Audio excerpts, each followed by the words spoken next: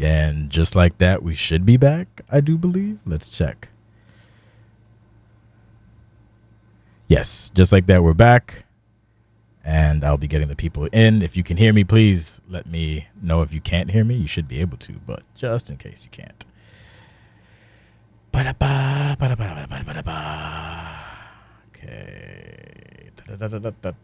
Okay. Hello. Ooh. Hi. Can you hear me? Can you hear me, Jake? Couldn't be lower. Oh, that's weird. No. Wait, I'm low on your end? No, I'm not talking about you. Oh, okay. You said hi. Okay, my bad. Just trying to make sure that this audio now shit we're works. live. Look, you got to really green room this shit. Yeah. Hold on. I'm gonna actually get someone else in a sec. Well, for one match in a second. Oh, good. But I hope it's not a minority. Oh, that's unfortunate for you. Jim, are you there? I sure am. Okay. Anybody else having any issues with the audio? Everybody can hear us perfectly fine. Yes. I can hear you. Well, I know you can. I'm saying like if they can, if they're the viewing audience. Fucking Max talking in Spanish. So yeah. Okay. So I guess we'll kick it off anyway. So this is the Talking-ish post-show podcast. My name's JCS, the owner founder of Grand Pooba. Next to me, well, not really next to me, obviously. Duh. Is in spirit. in spirit. Jake Nicole Allen making his grand return. And next to him is the assaulter extraordinaire, Bash, aka Jim. You want to say something real quick, Jim? Whoa, hello. That was quite there you go. Okay. All right. So first things first. Shout out to Pew for putting together the arena and picking a location that made sense because I forgot to tell him the location. Calling this out the Bedrock. Ugh. Shout out to M for doing the introduction because I was not going to do that anymore because I can't. Shout out to Jake Allen for doing commentary with me. And I guess shout out to everybody who participated in the show. I found it to be very enjoyable. And I don't really have any complaints, to be honest with you, which is weird. I don't take notes. I just kind of like vibe with it and see where we're at. So first things first, I guess we can talk about the intro. And then when we talk about the first match, I will bring in our resident Maggieist, El Parca, for that one. And then we can continue on because it's Sunday and I don't want to be here forever. And we've been pretty good. But Jake's back, so now he's going to show us how it's done. Welcome back. You've been good. Yeah. Keyword been. I'm ready to talk for hours. Yes, queen. Okay. Yeah, that's one of the reasons why it's like keeping it simple. Anyway, so I guess anyone who want to talk about the intro, quick history lesson on the intro. Like I said in chat, I said, here, I have two songs. Emp, which one do you want? I actually liked the first one, which was the Chevelle. It was Chevelle doing a Rihanna song.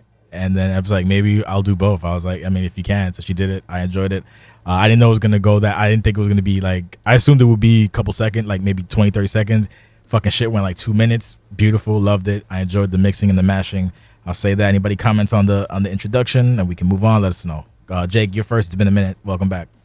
Terrific work. That's how it's done. Showcase the entirety of the card and kind of give a little bit of a teaser on what's to come and why you should care about it. I mean, there's no reason to really break down why the people that make things know what they're doing. So fair enough. Stuff.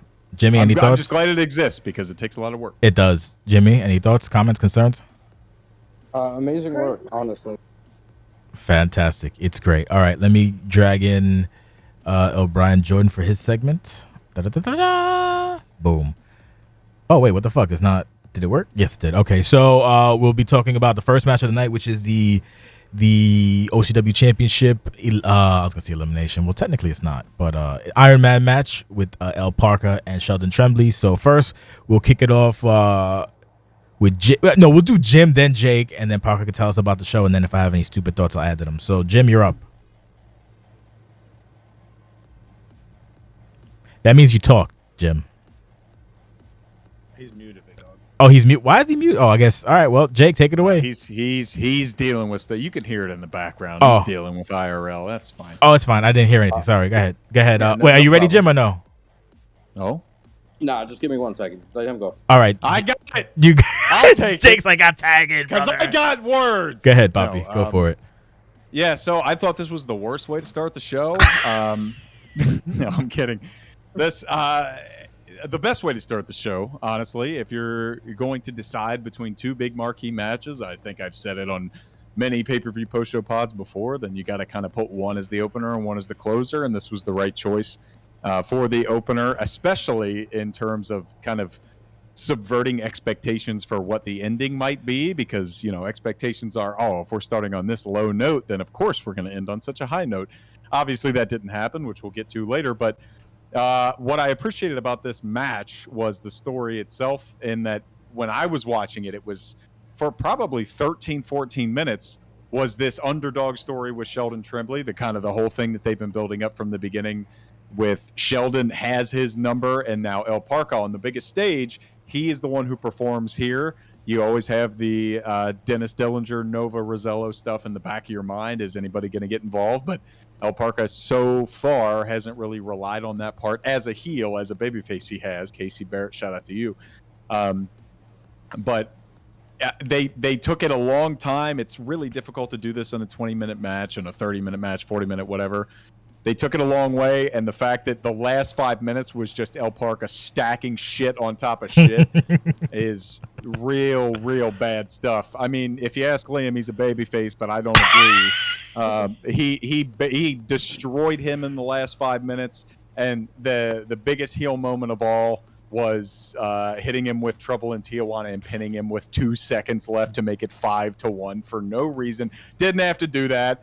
But even throughout that, I thought it was great for El Parca. Every time Sheldon had an opportunity to make something happen, he didn't even have any control over it. But El Parca rolling out of the ring, rolling out of the way, just being a real shitbag, it organically made it better.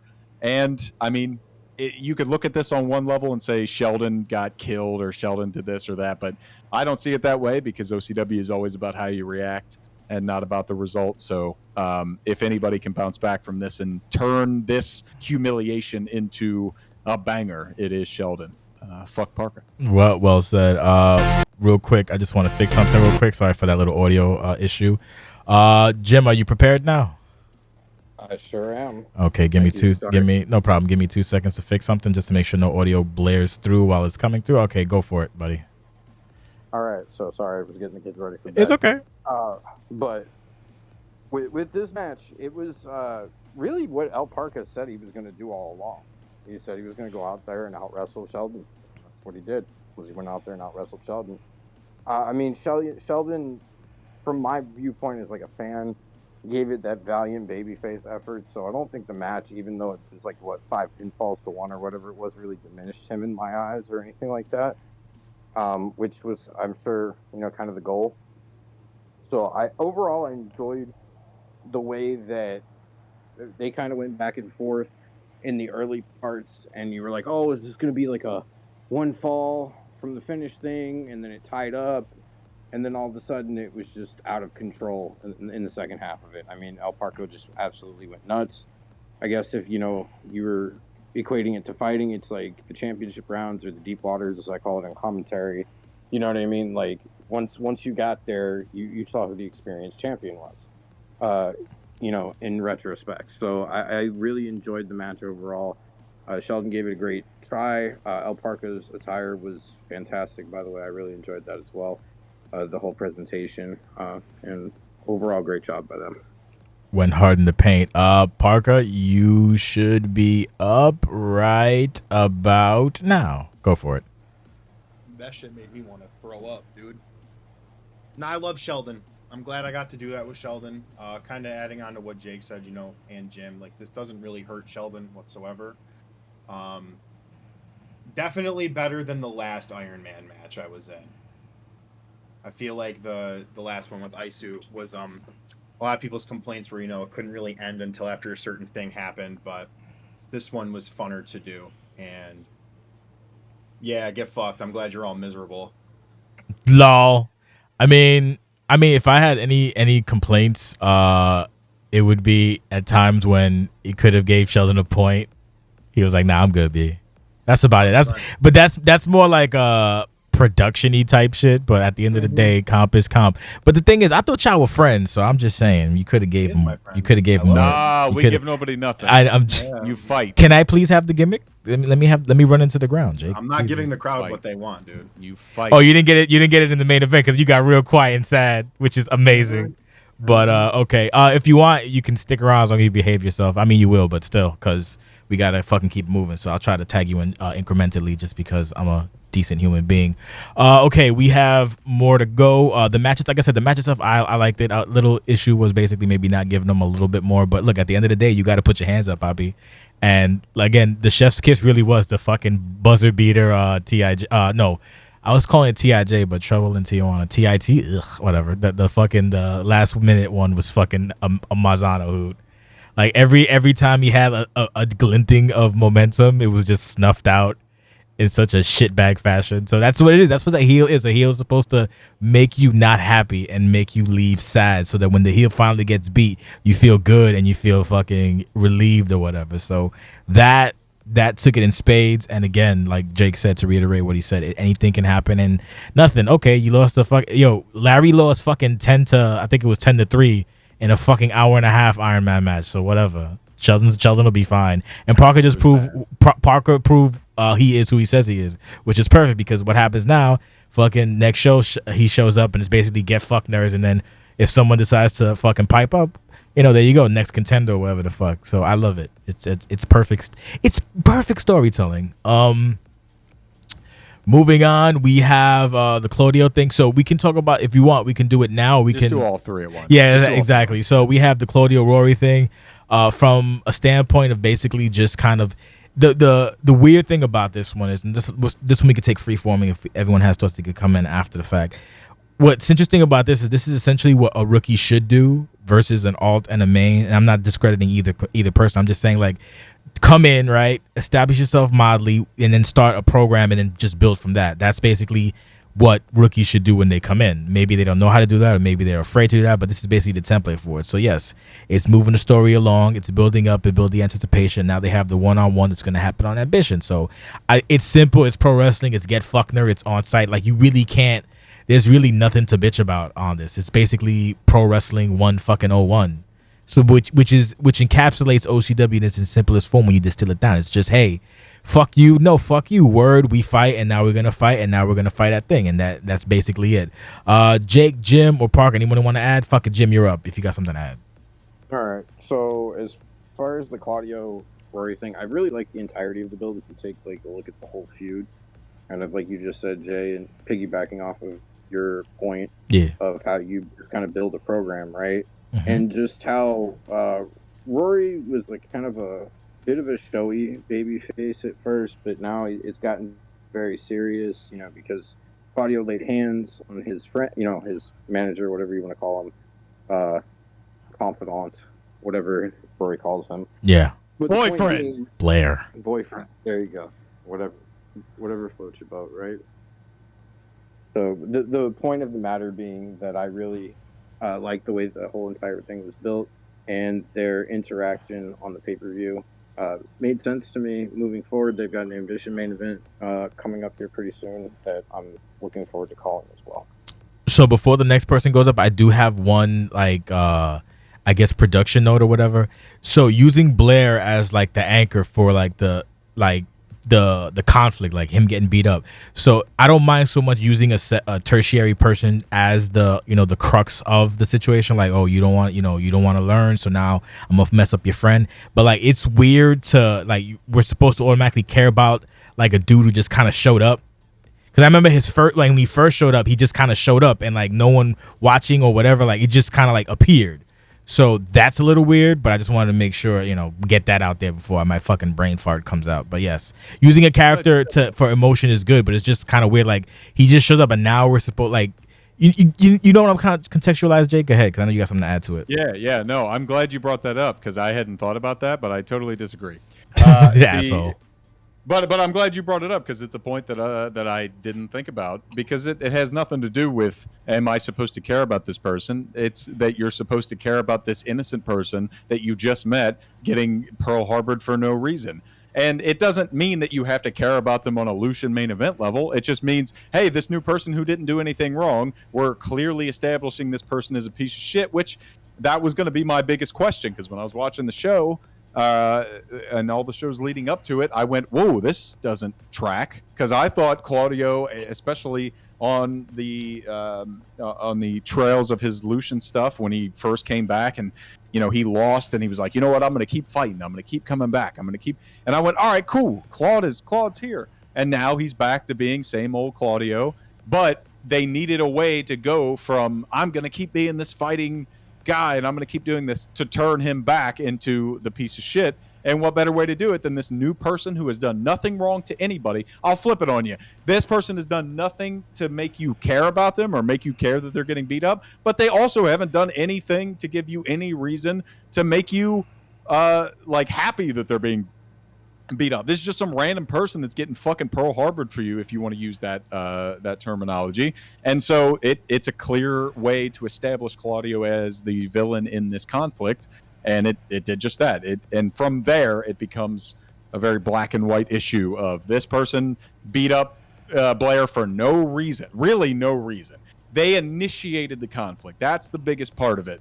And it makes Claudio as the clear asshole in the situation. And the way that they built it up, you don't know much about Rory right now, but that's how you learn to care about people, is they do shit like this. And now you learn that, oh, Rory is somebody who is willing to stick up for their friends, willing to stick up for their confidants.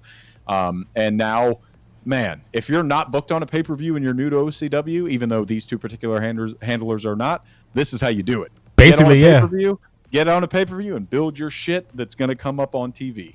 That's basically that's what you do, especially like anybody. Parca, you were part of this, so go ahead. I just want to add, like, with what Jake was saying, it's like Claudio started it all from the jump. Like, he was just frustrated that Rory and newer rookies are coming in and essentially are taking what he thinks is his. So it's like now, he's an asshole and targeting all these rookies, especially with how he's been getting booked lately. Like, I don't know if that was intentional or what, but the fact that he's been facing more rookies is amazing because it just adds into the fact that he's just bullying rookies. And, it's like, I got to jump into the Ryeverse every chance I can. So, Rye was very nice enough to let me bring in a character that I kind of just brought in on a whim. And I was like, hey, let me feud with you. And he gave me Claudio. I was like thinking about someone lower, but he was like, yeah, you want to feud with Claudio? I'm like, oh, dude, you're a fucking stud. So now I got to beat the shit out of him. So, Ambition main event's cool. I like what you said, Jay, and Jake. This is kind of what you want to do if you get into OCW. Obviously I've been here enough time to where I get the memo, but if you want to like cookie cutter a mix of old country with words, because there was a good part of this feud that we really did right, and then at the later end we started doing more videos, so it's like, there you go, rookies, here's your example. Basically, yeah, like it kicked off on Ambition, and it makes sense that it would at least escalate or end on Ambition, which is good shit. You got to keep it simple. All right, now we got to move on because we got a lot of show to cover, and even with 8 matches, it's still mad shit. So we got the C-Note thing. So the funny thing about this, we'll talk about the match and the video itself. So first 2 viewings of it on the actual music thing, I was like, I told Jinx, I'm like, did you send the wrong audio by mistake? Because this shit sounded like it was recorded off a fucking like Motorola or something like that. He's like, no, that's the audio. I was like, okay. So then when it played, it was kind of, I had to like mix it a little bit because it was super loud or whatever, but weird. But then when you actually listen to it live, it actually kind of fits what's happening. So I guess that's what I call accidental renaissance. And then the match itself. So the match itself, like these two, they deliver. Like, it kicks off like what would you say, Jay? You say that this, what is it, 4th quarter or whatever, that everything starts happening or some shit like that. That's what it felt like. But no, it was a good match. It was a fun match. It's helping to establish Jinx. It's helping to build C-Note. And basically, I got like, my only complaint actually is, if you're going to give us notes, please understand one thing. If you're going to give us notes, I won't cut you off. Go ahead. Okay, if you're going to give us notes, under no circumstances are you to tell us what we're supposed to say. In essence of like, oh hey, I want you to do this as my I'll leave it at that. Like, I want you to do this as my gimmick. I'm like, we're not doing that because that's not authentic. Like if El Parker says, "Oh, hey, brother, all right, for my match, I want you to call me the fucking the prince of." He is the prince of darkness. I'm like, you can get fucked because if it's not coming naturally from me, I'm not saying it. So that's my only like whatever quibble. But to the match itself, I think it helped establish Jinx. I think it's helping to build C-Note's legacy. C-Note he's turning into one of those people who's a solid guy, like, because you know what it is when someone comes in and they don't have, like, I guess, you know, satellites or whatever orbiting them or whatever, and they're just kind of on their own thing, just doing whatever, and people will pop off here or whatever. He's taking feedback, he's doing his thing, and he's, you know, doing what he got to do. Shout out to the attire, which is playing in the video. Same thing with Jinx. Jinx is like learning. He's trying to filter through the criticism or the commentary and try to get to the essence of his character. And I think as a whole, he's reaching it. Like, they're good. They're very like, what's the word I'm looking for? You know, they're very hyperactive, but in the actual ring, they're not being like shitty to each other. So they're basically making strides, and I'm proud of both of them. This is a very solid match, and I'm very glad it was in the fucking pay-per-view. So we'll give it a Jake, Jim, then fucking L. Brian, Jordan. Go ahead.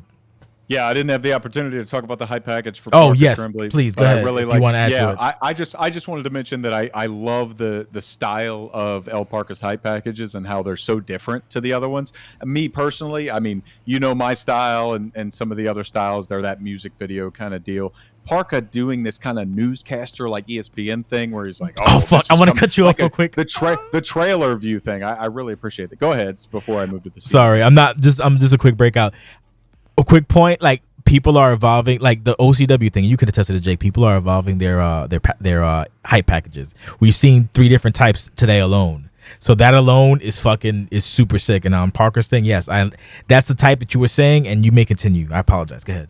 Yeah, no, I mean, and to build off that, it's more the opportunity that the whole production era was built off of. It's looking for blind spots that there weren't, and to a different extent, it's the same thing that OCW has been built off for the last 20 years. Where are the advancements? Are the blind spots? What are people not doing, and where can I fit into that? And so when I joined, and I was like sort of into video editing, I'm like, where can I fit in? So I started doing segments. Other people start doing segments, and then you go, oh, how can I like make this stand out more? You make a hype package, and now that hype packages are regular, people are looking for blind spots and to make their own stuff unique within the hype packages. Yes. So it's the continual evolvement.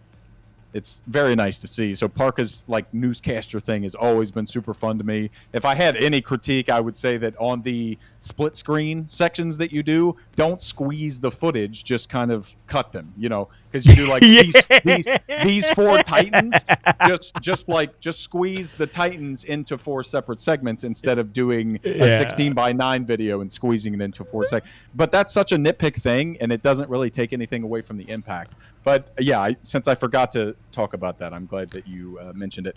The C-Note Jinx thing, I am so happy you left it as is. You could have easily Shazammed the audio he sent you and replaced it.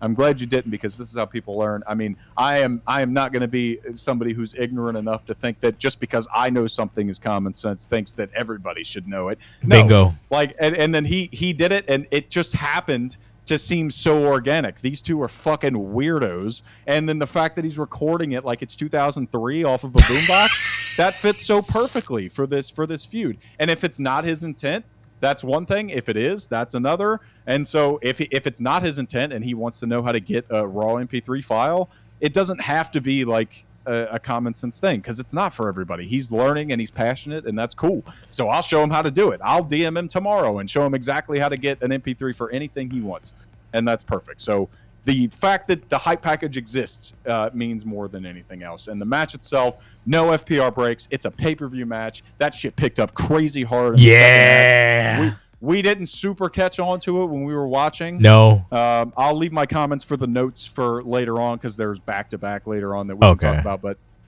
yeah, I have to echo what Jay said. Don't Don't tell me what to say. Don't say do it just like this person does in real life. Don't do that. Well, I have to. You know what? I'm just not going to do that. In the spirit of being who I am. Yeah. Right. So, I'm sorry, bro. I'm happy you're back. I'm excited. I've done it to you so many times. Yeah, I'm happy you're back. It makes me happy. Which is funny because it also affected the gambling earlier, later on today, but we'll talk about that. But if I remember, I probably won't.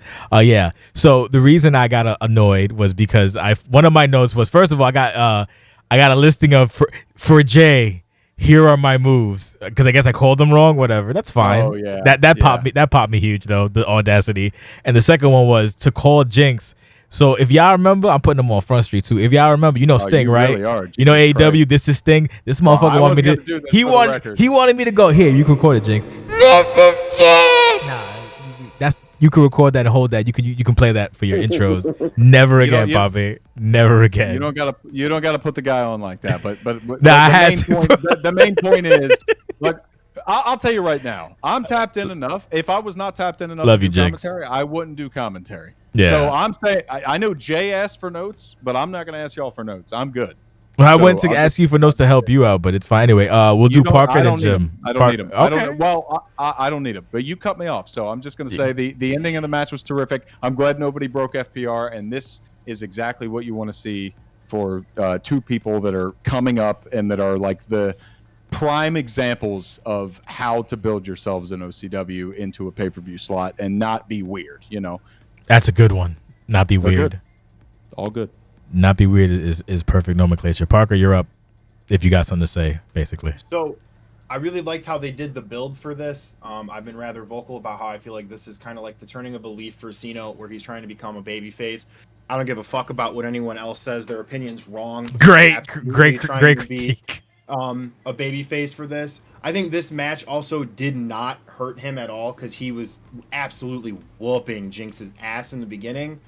The only thing that I probably would have to disagree with that you said, Jay, is C-Note still feels shaky to me. Not C-Note, excuse me. Jinx still feels shaky in terms of his character. In the build, when I was reading and watching what they were doing, it felt like he really didn't know where to go on certain aspects, which is fine. I feel like, give him more time and you'll work it out. Whereas like C-Note, he knows his lane. He knows what he's trying to do and what he wants to do with his character. It's just about now he just has to get there. The hype package, same thing as Jake said. Like, I don't give a fuck that audio sounded like someone recorded off of a phone. Like, that just unironically fit the vibe. And it worked. It actually worked. And, he's not taking it in a bad way where people are shitting on him on it. He's like, oh, hey, it's something new I can learn. And overall, this is another example of two guys who kind of just been doing their thing and they're getting rewarded for their hard work. Like, this is exactly how you elevate the mid-card championship, and then to another level, how C-Note can start to elevate himself back into the main event. Well said. Jimmy. Good people doing it the right way. Don't ever say Jay plays favorites, you fucking marks. He absolutely Well. We had the wrong person in the party to say that. Yeah, perfect. Go ahead. Go ahead, Jim.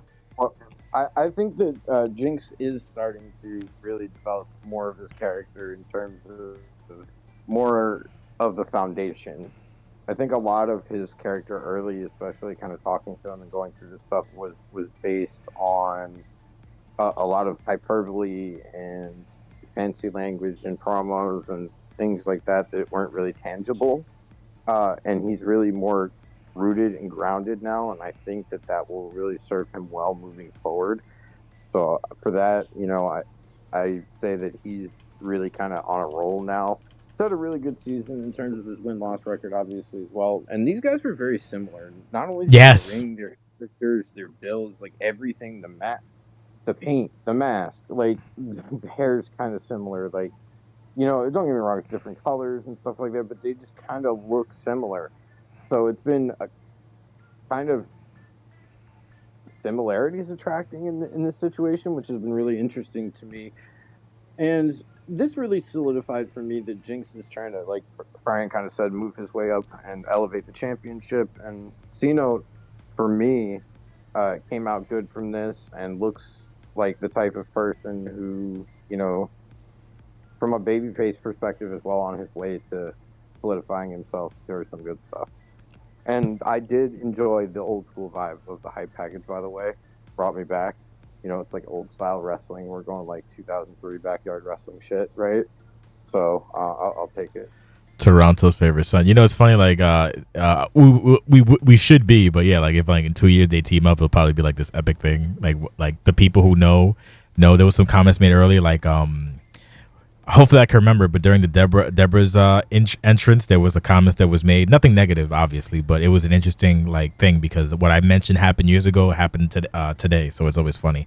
But you know, if they team up in like 2 years, it'll probably be like one of those moments that people who were around for prior like pop for, oh shit, like, you know. And I'm sure if they ever did, it'd be some like cool shit. Anyway, moving right along, because we gotta pick up this motherfucking pace, baby. We got Trey and Jordan, again, very simple, to the point. I like this feud. I don't know why Trey hooked up at the end, but that's just a minor bullshit. And that's pretty much all I gotta say about that. It's fun, and I look forward to them fighting because they will be fighting coming up on the next fucking show. The next show back, it's gonna be a main event. Trey Golden and Jordan Trance. Spoiler alert. We'll do we'll do Jim, Parca, Jake. Go for it if you have anything to add. Me first? Yes. Wow. Right, so fuck. I like. Well, you have it all. No, my voice peaked for some weird reason. Like it's like, go ahead. I'm sorry, I cut you off.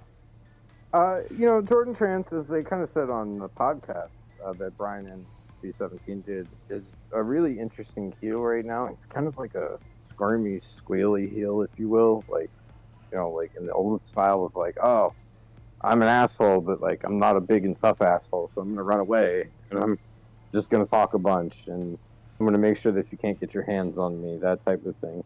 So it'll be interesting to see Trey get his hands on Jordan Trance in that main event that you just announced. So good feud, and looking forward to it. Parker. I mean, it was a video. Like, I'll give him kudos for doing something for the pay-per-view, but like there's just a few production things that I just feel like, especially because we've seen it with some of the earlier backstage segments, or the one, whether it was earlier, after, whatever, how, you know, it was covered up. Closed mouths don't get fed. You can ask people how to do that, and like Jake said, like, I'm not going to assume you know how to do it, but I would absolutely be willing to help anyone do something like that.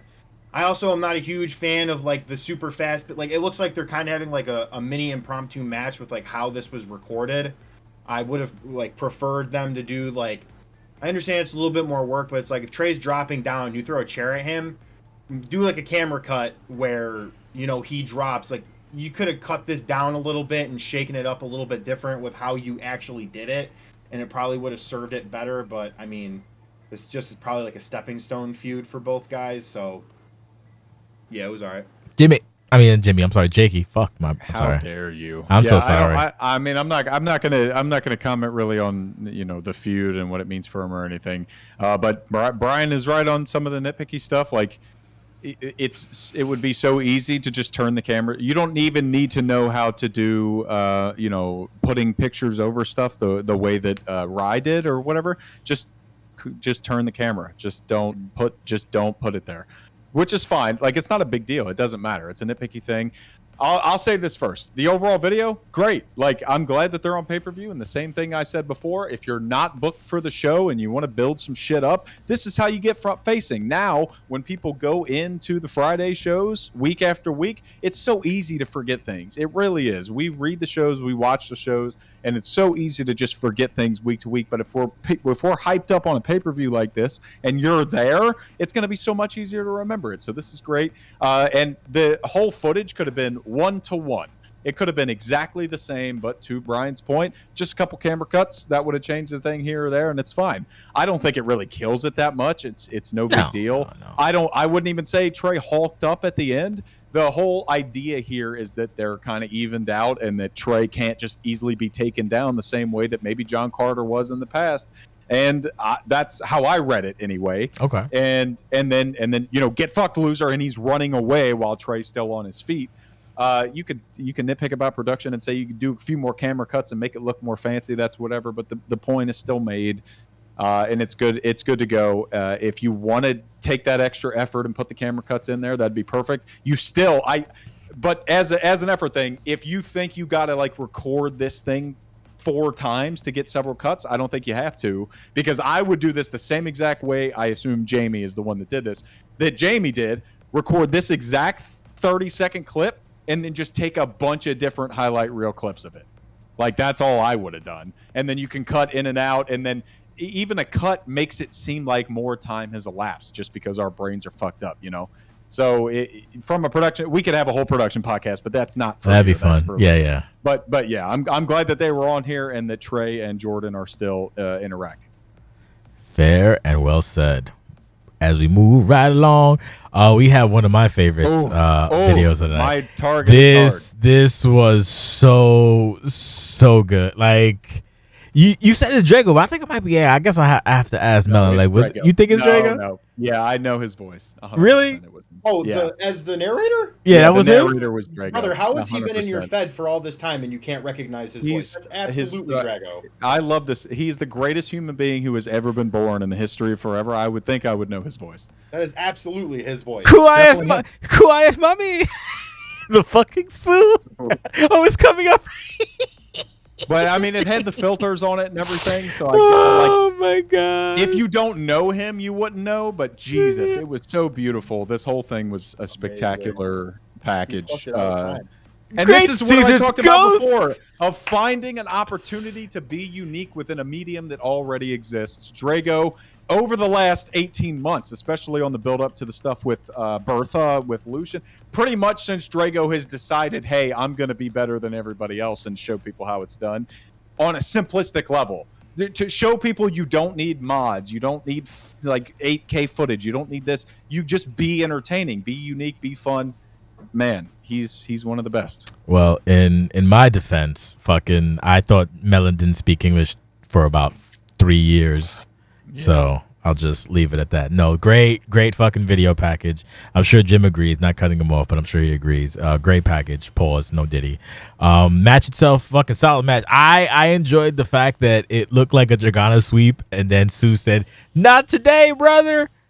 And fucking started all the the rocket kick counter, the fucking everything had an answer, and then Dragana being Dragana was like, nah, I got an answer too. And then how it ended with you see little Sue's legs like little spider upside down, little crab upside down, just hitting the ropes, and Greg is like, nah, B, get fucked, nerd. That was great. I like the inclusion of Megan, by the way. That was that's a nice thread. Say what you will about whatever, but at the very least, if they're including something, it's better than nothing, I suppose, if that makes any sense. But yeah, no, this is the Dragana era, and it's going to be interesting to see what happens. And no, like I said before, Drago is a person who has been eerily consistent, be it in text or be it in whatever. Like the how their style of video is since maybe 2018. Actually, I want to say once we excise Fuckbag, and Drago decided to come back, basically just been consistent. Whether it's P3 with just Larry at the time, and then evolving to Larry, Emp, and Drago, and then the COO stuff, and just a constant presence of like wholesome Drago-ness since fucking without the Dragos of the world keeping this culture the way it is. I yeah, like 100%. So I think that like Drago's an unsung hero. I don't think Melon gets enough credit. Unsung. I'm gonna. You're sing. You can sing. Unsung. I'm glad you're back just to fucking yell and be aggressive. Let me chill on that. I'm gonna sing. That's the only reason I'm here. I'm only here to sing about Drago. Jim, you're up. What do you think about this match? Motherfucker. The fight package was very intriguing for me. I really liked the whole what everybody else said about it. The match itself was very competitive. I don't know if anybody else is losing. Yeah, you're a little robotic, Jim. You all right? You using Wi-Fi, Poppy? I can't get anything from him. I'm robotic. I can't understand a word you're saying. Yeah, now you're good. Try again. Go for it again. Maybe it was a blip. Oh, well, I really enjoyed the match. I felt like there were a bunch of spots where, I was psychology nurses too with time. She was really trying to get in Dragana's head. Didn't work, obviously. And I'm very interested to see what Melon decides he wants to do at this point. being the Pride champion now, and what Dragana's run is going to look like. And Sue, for me, that was a great match. No shame in losing that. She's in a really good place as far as one of the top heel women is concerned, and just really enjoyed the back and forth they had until Dragana took advantage at the end. Jamie got a lot of reversals on the signature move. Yeah, it was a lot of them. So it was back and forth, and had me on the edge of my seat. It was one I really looked forward to overall as well. Before, I think I said in the prediction article, it's probably one of the matches on the card that I look forward to the most, just because I wanted to see them go, and it did not disappoint. All right, bet. Before we move on to the next person, I just want to say that I got to give props to Jamie for helping to rehab the Pride title after like that lull in that short amount of time, basically just kind of putting the nose to the grindstone and getting it like, there wasn't, I think it was 100 days with no defenses. And then within the span of the return, it was like fucking 3, like back to back for 3 different weeks and built on top of building the Dragana thing. So, anytime there's a problem, if you put your mind to it, you can fix it, and that's what was done, and it helped tremendously to fucking solidify like what Pride was and how Sue is and the whole Dragana arc. So shout out to Jamie for doing that.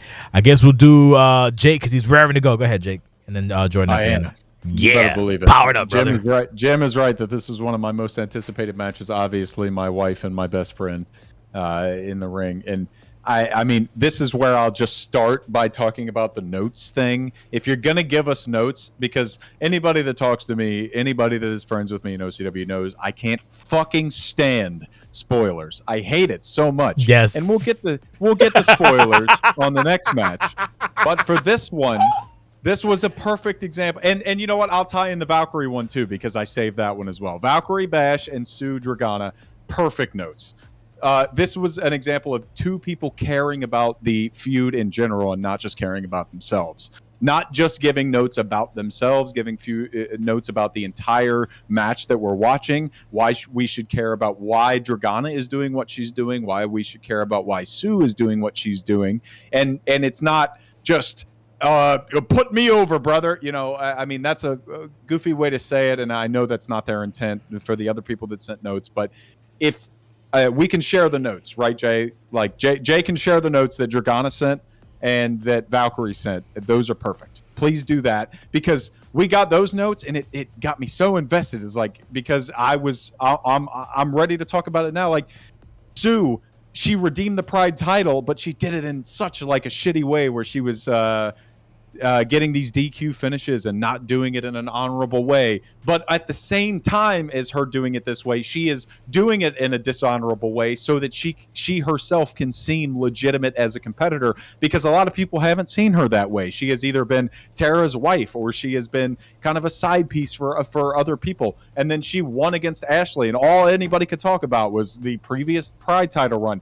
But the way that Drago wrote it out was it put all of that on the forefront. It was Sue is really invested in making this legitimate, and that's what we talked about on commentary. Like, Sue may have won all of these matches in debaucherous fashions before, but now we're at Hard Target, we're on pay-per-view, we're in Memphis. She doesn't want to do it that way. She wants to win legitimately, and it stuck in my forefront and made everything better, and it was perfect. And it played out that way. The story here was so, and it seems to go this way with every Dragana match specifically, where it's so beautifully told in a way that puts all the characters in a light that you would expect them to be, but also in a way that surprises you. Whoever said that Sue came out of the gates flat.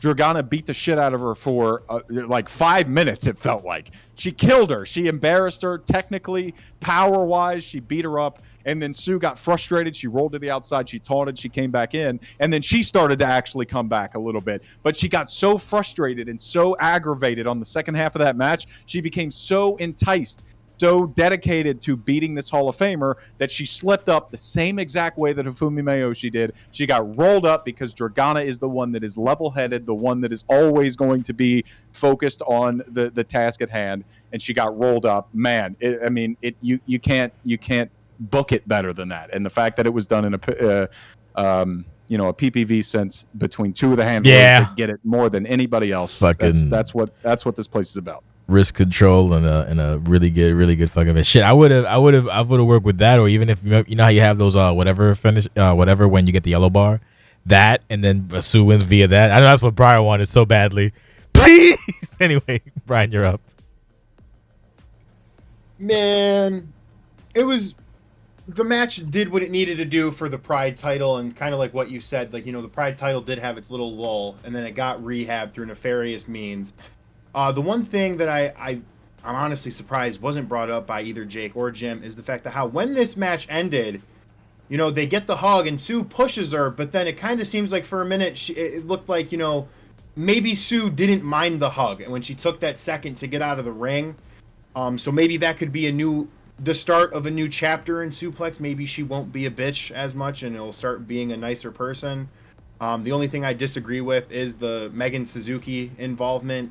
Word. Okay. I'm jumping in when he's done. Go ahead. Respectfully, because it's been said in the Discord, it's like, oh, like you shouldn't handle everything for people, where it's like, I just feel like, you know, the way the OCW is, it's sometimes, yeah, it's bound to happen. But like, Megan hasn't even shown me that effort to where it's like, well, I don't really believe that you deserve someone as Drago, you know, kind of carrying you and giving you this exposure, because like you showed up for a few matches and honestly not showed up for a match. So why should I give a fuck? I know it's harsh. I've been harsher on some of the new rookie class, but it's like when you start having these classes back to back that with people who genuinely get it and who put in their effort, it's like I don't have time for half-assery. It's like, if you're gonna be a part of the place, be a part of the place. Jake. Okay. Yeah. So one of the parts that I failed to mention because I was gushing so much over the story that they were able to tell was that Drago, specifically he and everything he does is always willing to put other people over, and he goes out of his way to do so. And I try to do the same thing as well on his influence and on his leadership. And I've done it before and been stabbed in the back. And Brian, I'll tell you right now, I don't know much about Megan Suzuki. I don't know anything about the handler. I don't know what you're talking about with no showing a match, and I have to take your word for it because you have been around and whatever. And so if this is a situation where somebody reached out and said, let's, you know, this is your opportunity. Because what was it? It was downloading a call and running down the ramp. Like, it's not that big a deal. I understand from a story sense that this somebody that is so respected like Melon to do this is a big deal, but that's all the more reason to influence Megan Suzuki. And it made sense within the story. It wasn't just doing it for the sake of doing it. Sue has gone out of her way to fuck over the Joshis that have been coming over. So I thought it made perfect sense from somebody who has been kind of on the outs over the last 4 to 8 weeks. You know what I mean?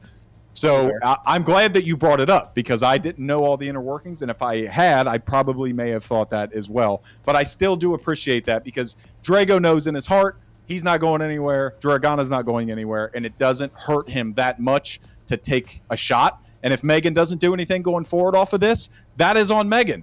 If Megan fucks up, that's fine. And Drago and Sue are going to work off that. I'm also glad that you brought up Sue seeming to like come around on that because that is the real Sue.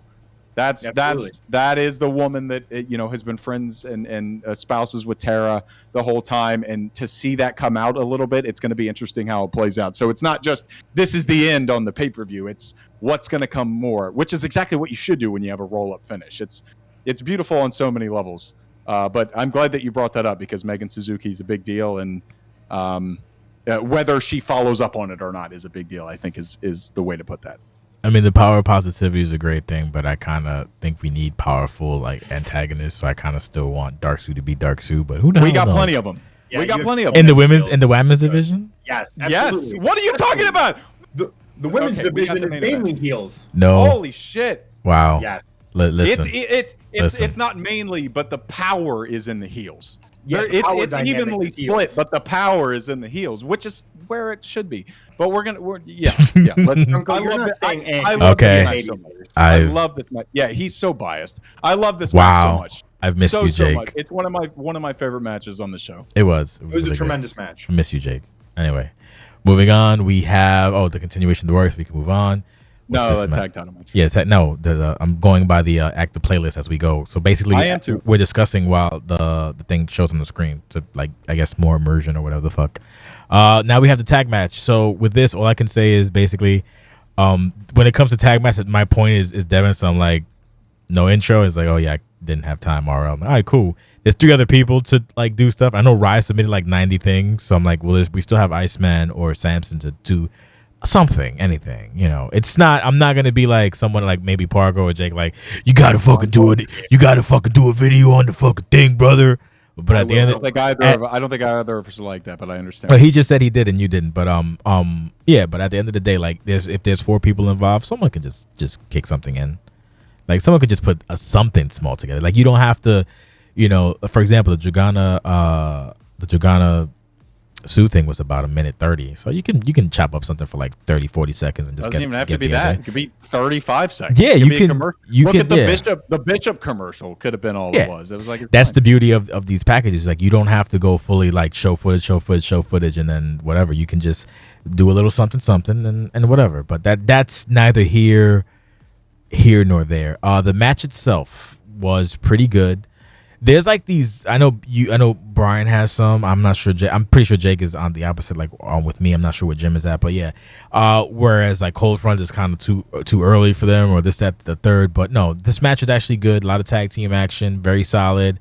Mass Effect has been holding it down in the tag division for what, 3 months now? Is it 3-4 months already? Yeah. So they've been holding it. I like Mass Effect because they're a very good anchor as the heel team of the division, of the baddies for the division. And there are notes Jake will talk about, which is why I fucking went hard in the paint. But yeah, solid match. I got no complaints about the match.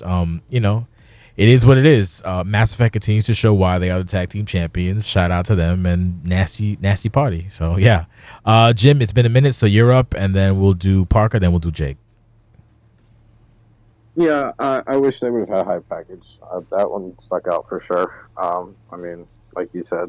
Yeah, they get the Bullock Award. Go ahead. Sorry. Yeah, the Bullock Award, whatever we're gonna call it. But the match itself was a fun match. I like the tag team action. It's really hard at times to get the tag team action because that reversal in the game, if we're being honest, is usually pretty easy. So sometimes it's hard to get that, but they kept cycling in and out, which was very fun. Mass Effect, I noticed they just kind of jumped them from the gates. They're a well-oiled machine. It's been a couple of months in terms of them being the champions, but they've been together for a long while, since pretty much since the beginning of season 18 at this point. So they're the more experienced team, and that really showed in this match with Cold Front. The gaffes were hilarious. Devin Flash punching Rybon for a second consecutive tag team title match. You can't see, brother. Yeah, it was hilarious as well.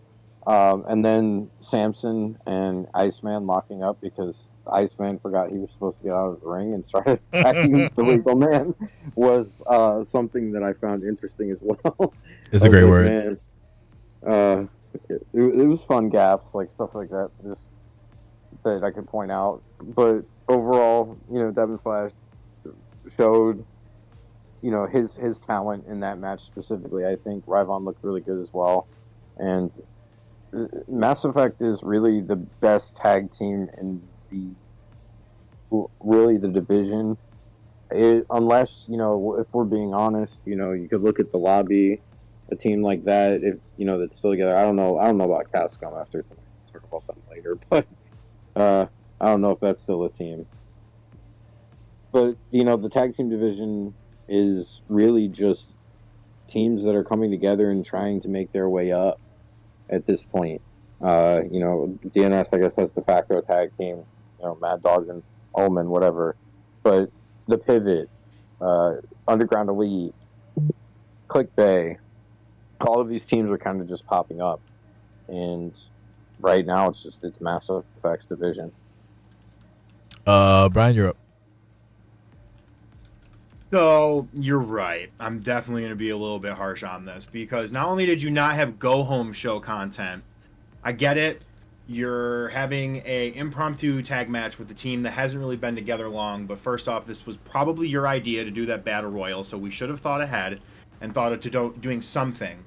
But also, you don't do anything on the pay-per-view in terms of a hype package. You could have just shown off Mass Effect beating the shit out of Grit and Glory and Cold Front.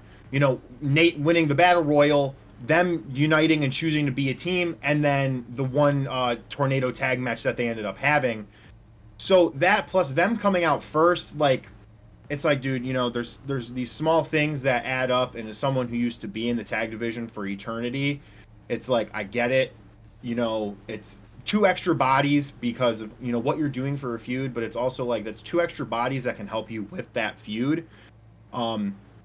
As I've said before, I love Rye, but it's like, you know, my dude, don't overload yourself if no one's going to be able to help you out. The match itself probably couldn't have gone better than what I would have wanted. Cold Front really gives me these vibes of like the early running of Lucha Country, where literally I'm pretty sure Cold Front had the same amount of matches where they had 1 tag match and then they got a tag title match and then they lost. I think that helps them build even more for the future, regardless of what they do, because I can see them doing both single stuff and tag stuff, depending on how, you know, it falls out with them. And like you said, you know, Mass Effect is a good anchor team right now, so I am happy to see them retain, but I need their next defense to be like that next feud and defense after this. I really need to see that level of Mass Effect that we've seen before this. Jake. Yeah, I'm going to try and do my very best to toe the line between appreciating what Brian is saying and also going the other way. In that, no, it doesn't have to be a meme thing, but like just, I think everything that was said about the tag division is absolutely right in that Mass Effect, and this is kind of how the tag division has worked all along. And I don't think it has to be a bad thing where you have 1, 2, and sometimes 3 like real stalwart teams, and then for the most part, the rest of the teams are just people who want to do big things and want to be on TV and want to win championships, and they come together because of that. Which that for me, like people use that as a criticism, like, oh, this is just a team that's put together. Like that's how the business works. Not even from a viewer standpoint, from an in-universe standpoint. People are fighting for spots on pay-per-views. People are fighting for spots on TV. And to find somebody that you can work with to the point that you can tag and you can win matches and you can get a pay-per-view spot, that's big. And that's where I think Cold Front is right now. And I'm glad, Brian, you nailed it. This is kind of where Lucha Country started. Shit, this is where CQC started. We got fucking washed in a handicap match when we first started, you know? Like, you got to start somewhere. So I always cannot stand when people jump in and go, oh, fuck this. This is a team that just was thrown together. Every single team that has ever existed in the history of forever was thrown together in their first couple matches. But I like the dynamic here. But to Brian's point, it wasn't great that there wasn't really any kind of personal dynamic thrown together on the go-home show at all. I don't really think that a hype package is necessary for everything. The fact that our production quality and standards have gotten so high to the point that every single match doesn't have a hype package, that's something to talk about. I think that's a positive to OCW more than a negative. I don't think every single one needs one. I think it's more of a plus than a negative. Like if you have one, that's a huge plus. If you don't, I don't think it's a negative. You just don't get that plus. And if you're willing to put in the work to do it, you get the plus. If you're not willing, you know, sometimes, you know, shit happens. It's fine. And we're talking about this match accordingly. But the match itself was terrific. Like, I mean, yeah. We always talk about how hard it is to hit tag moves and everything. And these guys put on a tag team match. I think Samson and Iceman are a great tag team dynamic wise. Yep, if they want to explore the dynamic further and continue it, that's fine. I'm a little concerned about Samson being pretty vehement up to this point that he has no interest in feuding with DNS, because that seems like the obvious way to go. Yeah. But if he doesn't want to do it, that's just going to be something that happens. If that's something that he just doesn't agree with the rest of DNS, it just feels like the logical step to me. But if it's not, then that's where we have to step back and stop. Did I miss a memo? That's where I've just seen many posts in chat, and it could just be him in character saying that because he's subverting expectations. Gotcha. But he's not that kind of guy. So I just feel like I'm trying to like set a roadblock up that if it doesn't happen, I'm not trying to have people come after Sam or DNS because they didn't capitalize on it, because it reminds me of what happened between Chris Green and Joe Deaver, if we're being honest. Okay. Yeah, because they weren't interested in doing it, and it was the logical standpoint, and it's disappointing, but if it doesn't happen, it doesn't happen, and then you kind of have to go into the in-universe thing of sometimes what your expectations are as a wrestling fan don't happen in reality. That's you just have to kind of deal with that. Yeah. But the match itself was a great match, and especially without a hype. I actually like that they came out first, especially because OCW doesn't have that as a trope. Usually the champions do come out last. So when they came out first, I was like, this is Mass Effect being pieces of shit. And, it was a match. Mass Effect continued to assert their dominance. Bro, if you're going to send notes in, please don't send me 5 paragraphs sucking yourself off. Like, you have to do it the way Valkyrie and Bash did.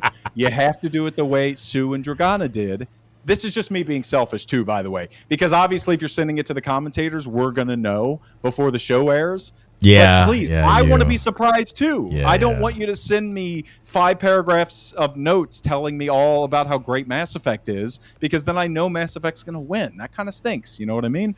And the same thing with C-Note and Jinx. Like, it was all Jinx. The whole it was all Jinx. The whole thing was Jinx. And so, like, we knew. Like, we don't want that. Like, give us some surprise. Like, Dragana and Sue was great because it was about the story. It was about these two women, their journeys, what's coming, what came before. Bash and Valkyrie, also tremendous. I won't talk about it when we get to their match, but it was... Why is Bash in this match? What can he gain from it? Why is he in this situation? What has led Valkyrie here? What can she gain from it? It was about those two as a unit. It wasn't just about put over my muscle juice. You know what I mean? So just a note, if you're going to send notes, don't do that. But the match itself was great. A lot of tag moves. It was fun. This is a great match to have in the middle of a show to break up the violence, the personal stories, all that stuff. You say you like that I'm back, Jay, but I cannot shut the fuck up. I got to make dinner. I do want to have. We're almost done, Jake. I know. Go ahead. What's your thing? Go ahead, Jim. Go ahead, Bash.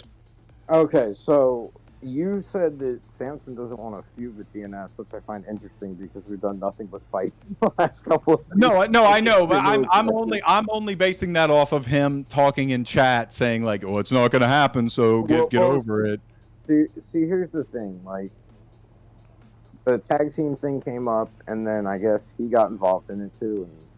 And Jim, I really do not want to shut you down here, but I'm telling you this just from strictly a fan standpoint. If it is just Samson like playing into the bit, that's great.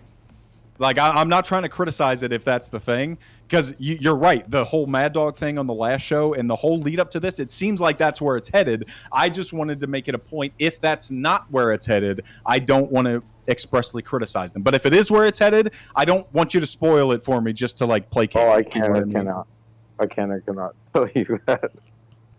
All right, whatever. Yeah, I totally agree. Whatever, what Jake said regarding the notes.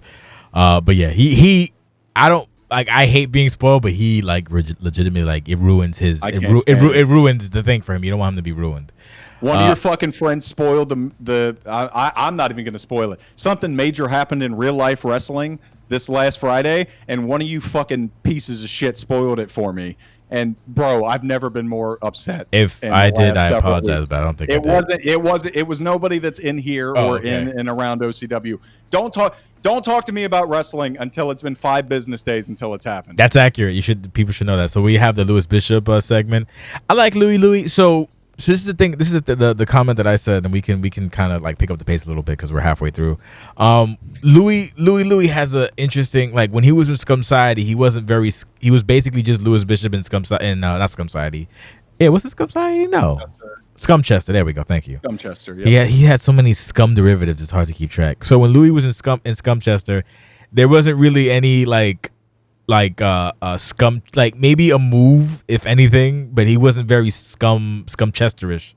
So this thing with Parca, part of me is like, oh, okay, he's gonna get like a mean streak or something, but I'm pretty sure it's gonna be the same thing with Scumchester, where he's just basically Lewis Bishop, but now he's under the banner of El Parca and company. So I don't know. That's all I wanted to fucking to make noise of. But yes, I like it. It's basically how can we miss you if you don't go away? So it's letting us know he's on the way back, and yeah, he's on the way back. Anybody else? Feel free to chime in. Yeah, bro. I mean, obviously, I got something to say. Golly, I love to see this so much because you know what? I'm working with this motherfucker. I am Dennis Dillinger, and I didn't know this was coming. This is why I love Max so much. This shit blew me away. We did that RP a couple of weeks ago, and I was in one of the darkest places ever. I didn't even want to write, and I came back, and that shit. Brian, me, you, and Max doing that RP was so fun to do, and to do all of that and like see where Lewis would take it. I didn't expect a video package out of it, but I should have because Max is the fucking man, and I love to see this. I can't wait to see where he takes it. I'm working with him, and I don't even know. Good. That's the best way it's supposed to be. Anybody else? Anything to add, please? It'll be interesting. It was a year ago, I believe. Actually, last year, where it was revealed that Max was like, on the El Parca payroll, Dennis Dillinger payroll. Yes. So it'll be interesting to see what the next year looks like, and I'm sure. Parca. It's nice to see that. I feel like Louis Bishop's kind of leveling up. I feel like Max. We know Max Edwards is a bona fide fucking superstar, and that whatever Max does with Max is always going to be money. And now it's nice to see that he's starting to add some spiff and pizzazz to Luis and give Luis that elevation himself as a handler, because I feel like there's very distinct differences for characters where it's like, one moment it's like, okay, they're an alt, they're my secondary, but then it's like you have these moments like this where it's like, okay, this is the pseudo main. Like we're starting to get videos, we're starting to get layered shit, we're starting to level him up. Fair enough. What was it you said on Tuesday? Something about Krispy Kreme and glaze. Anyway, I digest. I digress. Moving on. Good shit. Well, you digest too. I've seen you. Yeah, you've seen it. You've heard it. It's been tragic. Okay, moving on. We have a segment. Bash and Valkyrie. One of these days, I've loved this build. Like I've said it, I wrote the notes about this. I've really enjoyed. I've enjoyed this build a lot. It's weird because Jim is still technically by Dupree standards a rookie, but if you're coming back to OCW in this modern age and you actually have a work ethic and you have your shit together, like Jim is actually one of the better people to work with. Like second alone to like you. I would say like, okay, a solid person. Okay, hey, here's what we're doing and here's what we're going to go or whatever. And so, yeah, this thing has been a roller coaster. The switching, because, if they're going to go and have this feud at one point, you can't just do 3 in a row, tic-tac-toe. So, including Bash in it. At first, I was a bit hesitant, and then I kind of 86'd it for a second. Like, I was like, yeah, don't do that. That's kind of dumb. Like, I actually not kind of dumb. Like, I don't know if this will be like whatever, but then I said, you know what, fuck it, stick with it, and then they moved it up, but what's it called, kicked it up a notch, I guess is the terminology. And yeah, the match itself was entertaining as fuck. It's Valkyrie trying to, to fight from the bottom against a far bigger person. And then here's the thing, Jake was like on me like nonstop post about like underselling Valkyrie, but you have to understand that. Continue to do so if you let me finish. Yeah, like. Whenever someone's fighting insurmountable odds, regardless of gender, I'll still do the same thing. I'm trying to remember. I think I did the same thing when Valkyrie was fighting what's her face, Bertha or whoever. It's different. I did, but it's fine. We can disagree on that. I'm not gonna whatever. Maybe I'm not happy you're back. Anyway, I was gonna say you said I'm happy I'm back. Yeah, you said not anymore, motherfucker. I'm out. I lost the women's title. Fuck you. I'm out. Yeah. So no, but the match itself was good. The finish was kind of good because on top of being a piece of shit, he tried to kill Valkyrie. So yeah, and yeah, what is it? Something about bouncing? I said, yeah, she literally did bounce. So yeah, Jesus Christ, I'm surprised it just wasn't a fucking what's it called? A brain bust on the turnbuckle, because that would have been the extra go fuck yourself. But no, it was, I think his last match against PD. Yeah, someone said that. Yeah, whenever it's like an insurmountable odd, I always try to push that. But we'll do Parca first, then Jake, and then Bat. Go ahead, Parca. I really like the hype package. I did give kudos to this feud on how this is the only non-title feud on the show. But honestly, it just didn't hit for me. Like the build up, like what Pearl and Valk were doing, I was into it. But then like when it started to transition into Bash and Valk, I just it didn't get me. It did not hook, line, and sinker me. The match was a match and it did its purpose. And I'm more happy for the handlers. You know, you got onto a pay-per-view card that was stacked with literally every championship, and it's like you're the one standalone that didn't. So that's kudos to them. But I don't know. I have, as a fan, I have a completely different vision that I want to see what Bash is going through, and him facing Valk doesn't really itch the scratch that I have for that. But the ending where B17 came along and made the save, and Valk and B17 stood strong, and it kind of alluded to maybe we're going to get a mixed tag match. You figure out how to do the logistics of that. I won't, but yeah, that's all I got. Jake, you're up. Yeah, this Valkyrie is a genius in terms of pro wrestling. I mean, I can't think of any other word to describe it. Every time I have worked with Edo, anytime I have watched people work with Edo from the outset, man, you cannot build wrestling like just from a fundamental standpoint. That's why Valkyrie has become like this fucking mainstream thing, because it's so simple and it's so plain, and they're able to build it in a way that is, you know, mainstream because Valkyrie and everything. I'm not going to dismiss anything Park is saying, because it's not for everybody. Anytime you do an intergender match, it's not for anybody. Not for everybody, I should say. But this reminded me, because of my experience, which not everybody has, obviously, of the thing that we did when Tara and Valkyrie were feuding several years ago, where Valkyrie expressly was like, "Hey, you know, let's give this dig in the action and go for a tag match." And so we had the Tara match initially, or the whole Tara thing, and then Valkyrie went off and did the tag team match where it was, let's find my tag partner, and the Tara thing went in the back seat, and she eventually was able to build it back up. And I mean, it's a slow burn for sure, but I can see the vision from this. The match itself is always going to be what it is. It's a big fat dude wrestling a very tiny woman, and it's going to have its positives and negatives either way. If you don't don't want to do the intergender thing, it's fine. And Bash being involved in general, I appreciated her notes, and maybe Parca didn't have that, so that probably didn't help.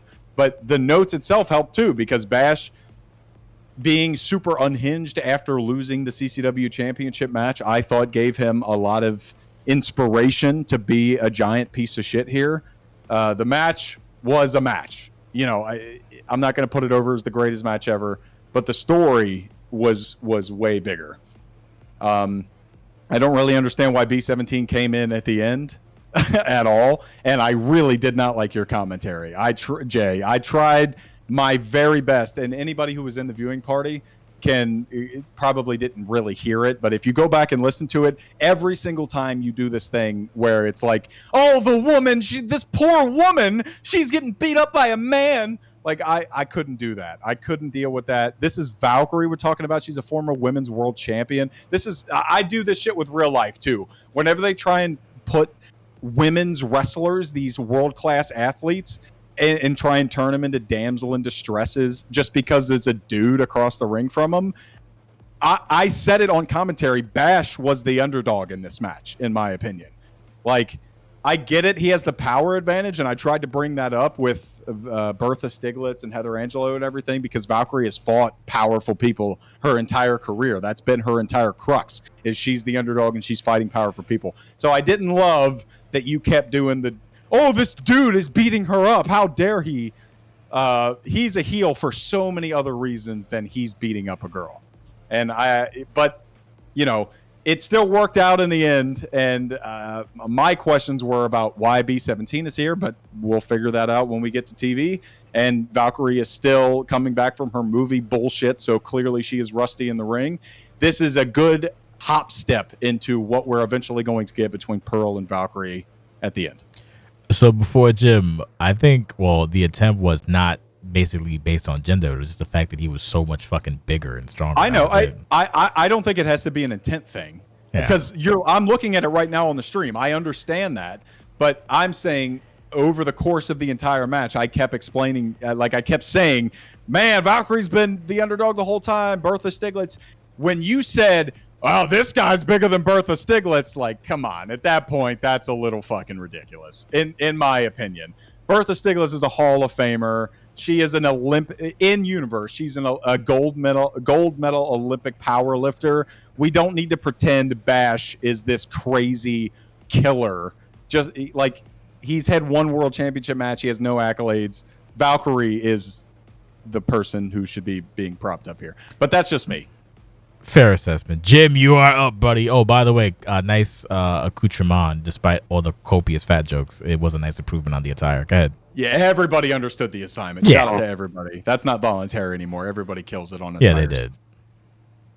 Well, glad to hear that. But as far as, the whole feud and thing work, eventually we will get to an end. I think that originally we thought the end might be now, but we decided not for it to be now. We kind of took a left turn, if you will, and that's how we ended up here. So we'll see where that goes. But as far as the whole thing, just Ed's amazing in terms of what he does, the cooperation process, the process that we work through in order to get to where we go on the shows every week and all of that. It's just been a joy to work with him. And the Valkyrie character, it's, I think Jake said it really well earlier in terms of what Valkyrie's always brought. And everything's very pro wrestling, and you'll just have to see with the B-17 stuff. Yeah, like I feel it's pro wrestling with like a modern slant or whatever. So I dug it. Yeah. I didn't get to talk about it, but that hype package, man, that's tears. That's that opening to show, especially to put so much emphasis on what I think was the most important part of this entire feud, which you and Jim, you can speak on that too, where we were doing the stuff with Victor Carmine, where we explored that a little bit, where DNS was willing to go to lengths to expose people personally, even at the level that they were willing to lie about it. This was the masterclass of that, to the point that I could never even come up with. So I'm glad. I'm just happy to watch it. Since I've taken a step back, it was a fun arc to see play out so far. Yes, good shit. Moving on, we have a commercial, and now we have clickbait. I won't talk too much. Man, go ahead, go for it. Yeah. I'll just go right now. Tiberius Dupree's ass is fat. It always has been, and I'm glad somebody's finally saying it. I don't know. This shit is so stupid. Yes. So go ahead, Jim. Can we get a new director of HR? Since we're on the subject. You're the last person to be asking for that, my friend. Hey, I want to be the director of HR. That's why I'm at. A whole dream sequence about Dupree. It's just I can't. I was just it just, and then it got progressively worse and worse. Oh, Parca thoughts. I'm good. Oh my god. Jesus Christ. Yeah. Parker's the only one among us that had the correct answer. Yeah, he's not a fan of the ass. Just watching it on the screen. Crimson. No, I mean, what else is there to say? Just watch the segment. That's all you need to know. Yeah, good shit. Oh my fucking god. Clickbait. Time for old people. Yeah. Oh yes. Yes. And you know what? Once again, the old people fucking delivered. This is probably one of my favorite matches, if not the favorite match of the fucking night, just because fucking everybody was going hard in the fucking paint. Have favorites, he says. There's hey man, I can do what I want. Expect it. He's been here 20 years. These people have 64 years experience. You got to expect it. Yeah. Like, I mean, what the fuck you expect? What am I supposed to do? Fucking no? Like, relax. Don't let me not. I'm not. Aren't you supposed to be at Chuck E. Cheese? No. I'm at a positive. I'm in a positive space. What do you expect? That's what I would I'm in a positive space, and I will remain in the positive space. But yes, no. Good package. Again, different from the usual because it was basically like I don't know. It felt like one of those event promotions, I guess. Like these full men. It actually kind of it was very similar to the Parker segment earlier and Yes, it segment was. one. I was gonna say that. Yeah. Yeah, and like these are different, and then like so this is the type. Then you have the Dragon, which is also a type, and then you have the box standard music video promo type. So it was good to to see. Like, okay, wow, all right. I'm fired up. I'm having a good time. I don't know what the fuck. I don't know why I called it straight, but all right. Fucking, you can go off, Queen. You're the one I love the most. I can't throw straights to anybody else. They'll get upset. Yeah, that's a good point. Yeah, imagine if I said to you, I didn't appreciate what you told me. That never. No, a good promo package, building everybody up. Even Larry Mugen, or Mugen rather. The match itself, I felt delivered. I really enjoyed that. At least at one point, well, Nate specifically stood out for just basically having his spot, fucking everybody up in that one spot where I had to watch it back. When we were watching it back, I was like, yo, like he really just fucked everybody up in one fell swoop and then hit the fucking leg drop like Hogan, brother. The fact that he's doing the instead of the shuffle into the fucking leg drop is also deep lore that no one will ever fucking understand except me and Jake and probably Dupree and Tibby, Dupree and Pew rather. But yeah, no, solid match. I didn't expect Nate to win, which is kind of crazy. So I guess we're all going to fucking Chuck E. Cheese. Exciting match. Everybody got their shit in. Everybody looked pretty good. Russ, I mean, didn't really do much, but I don't know what is it to expect. Typical. Are you describing this match or the CQC tag title reign? Oh, you gonna diminish that? Nice. You go off. Yeah. Fuck Russ.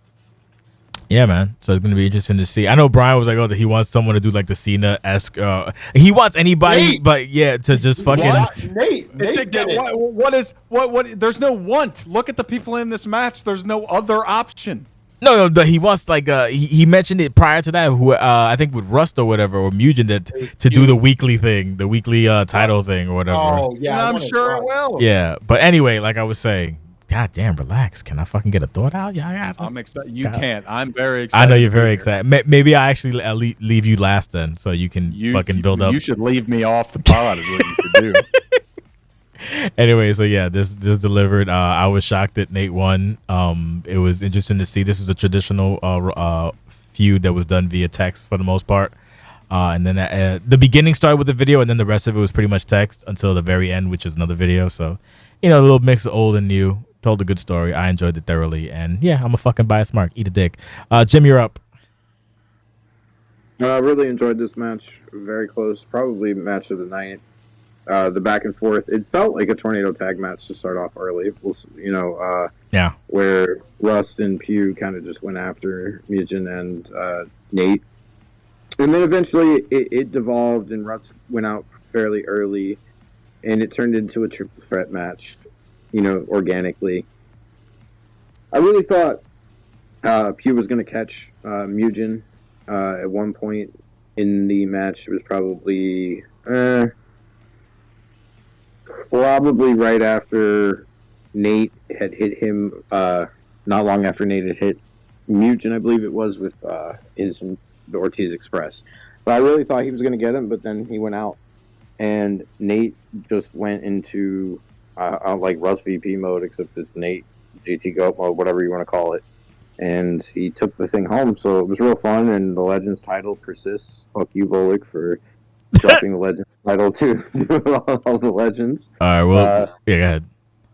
And that's that.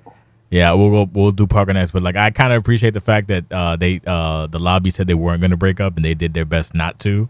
So that was a little smart little storytelling on it. Also, fuck you, Pew. You cost me 5,000 new coins. Yeah, you lost a lot of money because Jake fucking got you good. Parker, you're up. Nate, bro, please fucking get some Just for Men. Like, the whole Santa look was really rough. But he did it. He pulled off the John Cena. Like, if there was a way to have the character celebrate winning a title and having like a huge smile, that's what I would have imagined Nate Ortiz would have done there. I don't know, man. It's kind of similar like what I said on the pre-show podcast. The story's not done. I could imagine one way, shape, or form we're either going to get Nate Pugh or Nate Rust or maybe Mugen does something in there, but this is just a chapter in the story, and I imagine these 4 guys are going to still be working with and around one another, probably until Lucian, if I'm being blunt with it. Nate showed up. That was awesome. Not typical to see Rust get eliminated first. He deserved it. Fuck him. Would have thought Pugh was going to pull out the win. He was like probably the most strategic in the match, but yeah, Nate pulled it off, and the Legends title remains. Hospice Championship. Jake, you're up. Yeah, I loved the hype package so much. Ah. You kind of took what I was going to say. It took exactly that space that Parca has been, or Brian, I should say, has been occupying. He even did one for me for the Deborah thing recently. Like it's so unique in terms of presentation to what we usually get, and it's like what I said before. Find the space that is unoccupied and occupy it. And if there's anybody that has done that better than anybody in the history of the world over the last 12 years, it is Paul fucking Pugh. That's why I am the leader and the head honcho of the Kid Ego fan club and always will be. And you know what? As I've grown a little bit older, I have found a new appreciation of just looking at shows as a base and saying, let's make a fun show instead of over-analyzing and over-dicking myself and going, well, where does this lead them? Well, why are they, like, what is this going to do going forward? Like, bro, look at Hard Target. This is a great encapsulation of just fun. It's just this 4-way, like, oh, what does this mean for the international? Who gives a fuck? This is what it is now. Like, it's 3 Hall of Famers and 1 French fart. And but the French fart's got some accolades, so whatever. And he played his role in the match, and he got eliminated first, as he should have been, because he's a waste of space. Oh my God. But like all of the entrances were perfect. The build was such a great combination of old school and new school, and I thought it was such a fun way to interrupt all of the things that we had seen up to this point. Big shout out to Jay for not cutting out my commentary of this being a 1 fall to the finish match and letting me look like an idiot, because I've done that to him in the past accidentally, and so like I deserve it 100%. I didn't know it was elimination going in, but because it was elimination, bro, I haven't seen Nate play like this since after I beat him in August 2020. This man is motivated. I have not seen. His kids are self-sufficient at this point. He is ready to kill people. So everybody should be afraid of whatever this title reign leads to. Whether it's he could. This is the opposite of the John Cena thing that everybody else wants. I kind of want him to not show up ever and just be like, "You guys find me an opponent, and I'll show up at the pay-per-view." That's more of a Paul Pugh. That's more of a Paul Pugh thing to do. But Paul Pugh is all about fan service because he actually cares about OCW, and Nate Ortiz doesn't, because, you know, him and Russ Cole are really one and the same. So big shout out to Mugen for a really spectacular international title run when it seemed like it wasn't going to be. Big shout out to Nate Ortiz. I'm excited to see what he disappoints us with. Russ Cole, he's been cashing his paycheck since he re-upped it after losing 16. He doesn't want to be here, and neither do I. And Paul Pugh, he's the greatest of all time. Let's move on. I would be more excited, but I'm old and tired. That's my goat. That's my, like I say, that's my goat. What was the last time that Nate won a title? He doesn't care about them, but it was funny because we were trying to do the math on the fly. I think we both fucked up. He has not held a championship since I have been in OCW, and I've been here 7 years. Okay, yeah. So I think he beat Larry for the world title at one point, and that was just before you came. That was his 8th world title run. So yeah, he has not held the title at least since then. What did Larry beat him? Because I know when I first got here, Cass beat, like, the Cass Mugen feud was like the big thing, that one of the big things that drew me in. Yeah. Did he beat Nate for the world title? No, Mugen, that is. No. I don't remember the specifics, but this was a little bit before that. So Nate had just got it back, and Nate got it back from Larry. So Larry's like a 3 or 4 time world champion.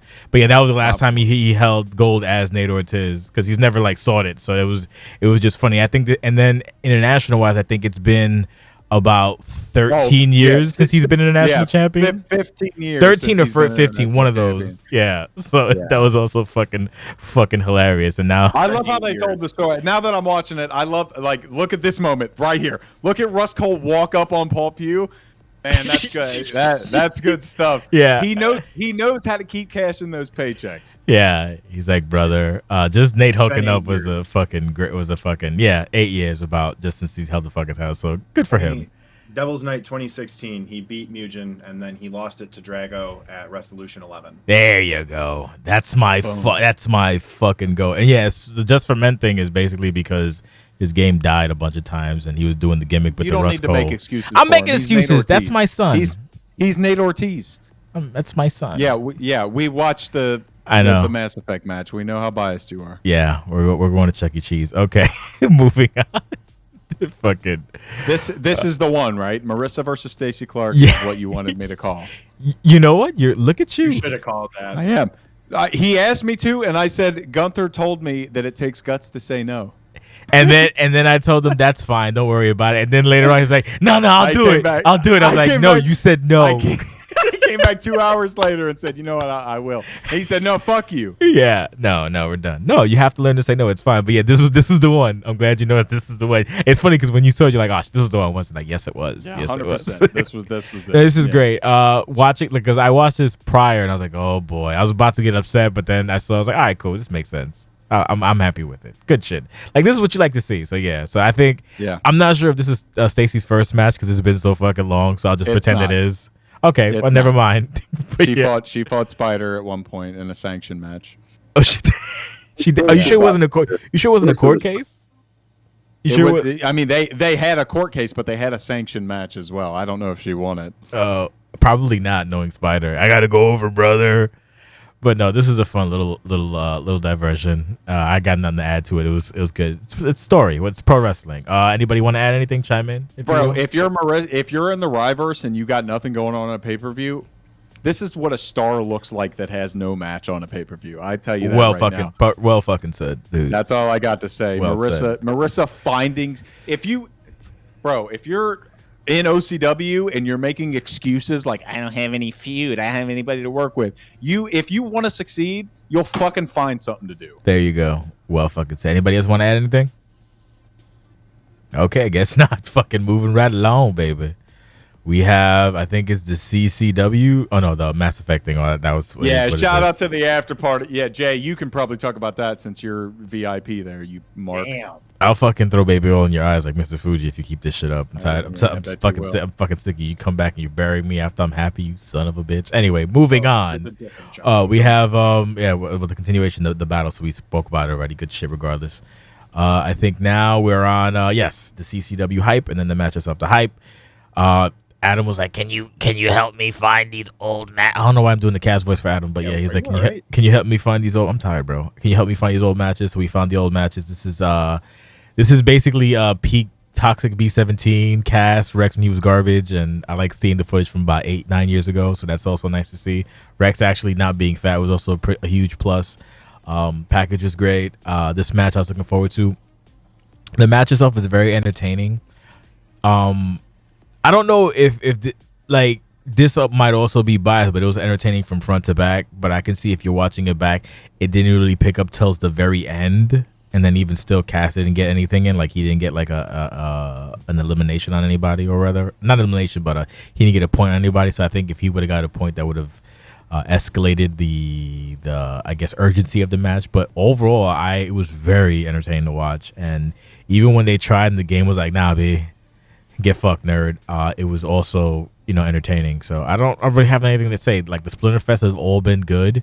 I think this one probably set the benchmark for what maybe. I can't compare because I can't remember the other one. I just remember the one spot where there was about to be an elimination through the table, and then Cass drop kicked either Quartz or Rex like off the turnbuckle to the fucking bottom or whatever. And then it was Rex. And then the first one, that was when H2O eliminated himself, right? Yes. Yeah. Summerside 2018. H2O eliminated himself against Spider and Cass. Yeah. So that was a good. Yeah. So they've all had something. They all had something, and the story from these people is basically a very, it's a long story. So it's basically like, I don't really know what to say. It was a good story. It was told well throughout the years. My only concern about the actual video itself, like, you don't want to show yourself getting your ass beat in the promo video, but I digress. I'm watching it back, like, why the fuck are you showing yourself getting cracked? Anyway. What? That's interesting. That's a good. I'm just interested in that point. Okay, I'm glad. Okay, you can touch on it when it's your go. But yeah, match itself super fun. Super fun. And then at the very end, like, Jake calls are what make these shows like extra special, especially watching back. What was it? The one you said, "One ticket to ride," that I love that. And then when you, I've been doing that. I know, but it's fucking great. And then the one you did with this one, you said triangle drop kick, and then whatever, then he goes splinter fest. Yeah, it was triangle drop kick, and then the big explosion. And you fucking lost your mouth. Yeah, I don't, that energy, I think it fucking sustains me. Like, it brought back my fucking the fire, if you will, my Tibby to breed fire, I guess. So yeah, fucking solid match. I loved it. It lived up to what it should been. At one point, I was so upset about them I was being with all the personal stuff or whatever. Actually, no, it's weird. I thought about swapping their places just because, not in a negative way per se, but I was like, just in case. I was kind of leery, but again, good shit. So that's it. We'll do Parca, then Jim, then Jake. So I wasn't hugely in love with Cass being, kind of using like plot armor from M to get back into the CCW title. Dog shit. I feel like to a way, even though I know outside, like, the handler for Quartz is here, and he's obviously probably going to lean toward that in a funny way, but I do feel like the work that Cass and Quartz did with that feud to get him out of it, just to kind of like, Quartz is the minute Quartz is gone, it's not even a nest, mind you, but like, Ujitsu's gone, all right, cool, I'm gonna just undo all this shit, which, like, yeah, sure. Like, if you're being a heel and you want to do that, like, I guess, I don't know, it feels like a little bit cheap to me. I also was not super in love with Rex being like, I want a Splinterfest. I said it before, obviously I don't expect Rex to be like, Cass isn't going to be involved, because they'd already agreed on the plans, I'm assuming. But I would have liked this to be a one-on-one match. The triple threat is what really lost me on it. It's like, yes, I get it, they have their history, but it's like, I would have rather seen Cassidy completely fuck over everyone and be like, okay, here we go. Like, I'm a piece of shit. I'm getting my title match against B17. Or, Rex being like, hey, I beat you last time. I'm going to show you how it feels to lose a title reign that you really care about. I'm going to beat you again. But, the right man won in my mind with B17 retaining. So it kept the world in order. Jimmy John. I thought the ending of the match, starting there, was, for what the match ended up turning out to be, was perfect. Like you said, Cass it could have been more climactic if Cass had gotten a point and things were better there, but it didn't happen like that. But the drop kick was nice. I really liked the ending to the match. Throughout, there's some really good points in the match, especially when the ladder got brought out, where they were able to do some different moves onto the ladder that I really liked. Overall, the feud was nice. It was different because, like you said, it was more old school and text based, which I can appreciate. And the hype package, I do want to talk about that for a minute. I really appreciated the hype package as someone newer, someone who may not have. I mean, I've watched a lot of the backstory stuff, don't get me wrong, but to see all of that kind of clipped together, it just kind of brought me more into it in terms of the match and the understanding of, I guess, a little bit more of why there's so much hatred between the three of them. You know what I mean? And obviously, Rex and B17 had matched since I was here. Resolution, what was it? 17, I believe it was. But overall, I enjoyed the match. I think that down the line, they'll still have more to settle eventually in one-on-one matches. And we'll see where it goes from there. Where it goes for Rex and for Cass, for me, is going to be interesting. partnership seemed fleeting. And where is Rex next target that he's looking to destroy at this point? I'm a fan of mutual respect. Jake Allen, you're up. Oh my. Oh my brother. Yeah. So I obviously was not a fan of Cassidy Hayes being involved in this whatsoever because I expressly feuded against him for 6 months to keep him away from the CCW title forever because he did the bullshit with Turmoil. We had everything. We had years to build up for the reason he should never, ever, ever be a part of this. So, yes, I would have liked if it was more impactful than, hey, Empress, can you tickle my taint? Meh. But it is what it is because she tickles Jay's taint and Jay will let her do whatever she wants. So Cass being involved does make sense, but he came from a spot of being kind of facey leading into this, into that imp shit made him a clear heel. Rex at this point, especially against B17, clear heel. So, yeah, I'm going to point out very clearly here, Jay, that hype package was expressly based on the story provided to what we were given. It had nothing to do with, oh, I'm going to put myself over with all my footage. That's a crazy take to me. B17 is the one that is clearly in the right in this whole thing.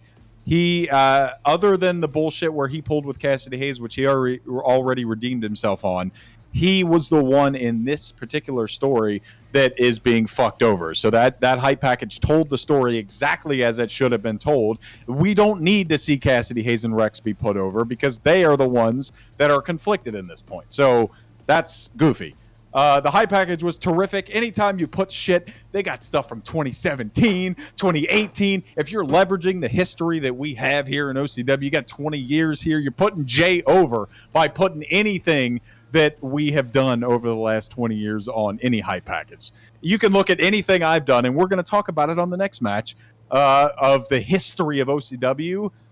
If you do anything that's historical based, fucking Parca and Sheldon did it too, with drawing back to their previous stuff and transitioning their entrances and everything. I'm always going to mark out for that. So amazing high package. My second favorite of the night, and it's only because I'm biased because Empress made me cry in the main event.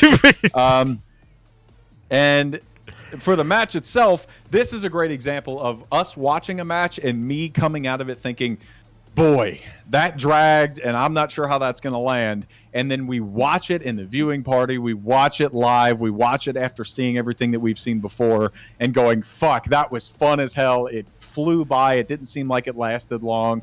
All of the big moments, like this early portion where Cass and Rex and B17 are using the ladders and landing on them nonstop, like it's Cass and Blacksmith at Lucian.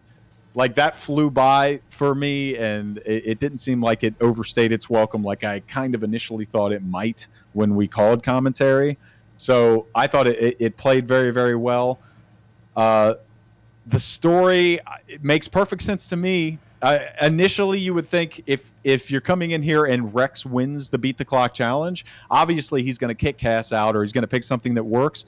But his whole thing, and I'm going to be honest, I've been very, very close to the situation with the chamber and everything, so I know Rex's motivations well. His whole thing to this point has been like, fuck you, I'm getting over Cassidy Hayes by any means necessary. And so it made perfect sense to me when he picked Splinterfest, because he lost that Splinterfest match where that seemed to be his moment of redemption, and it didn't work out for him. And it's taken him 4 years to get back to it. So clearly he's going to be the one to pick an irrational stipulation that makes sense to him. It's irrational for everybody else, but for him, his only motivation is to kill Cassidy Hayes and to kill B17, because those are the two that have wronged him the most. That's why I was okay with Cassidy Hayes putting himself back into this, even though it didn't make sense because I spent half a year keeping him out of the CCW title picture. That said, and I'll just say this: the finish, terrific. It came out of nowhere. We tied it up at 1-1 apiece, and then B17, you can hear it in my voice. The minute he throws Rex out of the corner, I know the triangle dropkick animation is coming, and I'm so excited to see it, and it worked out. Finish was terrific. Like a lot of good spots here.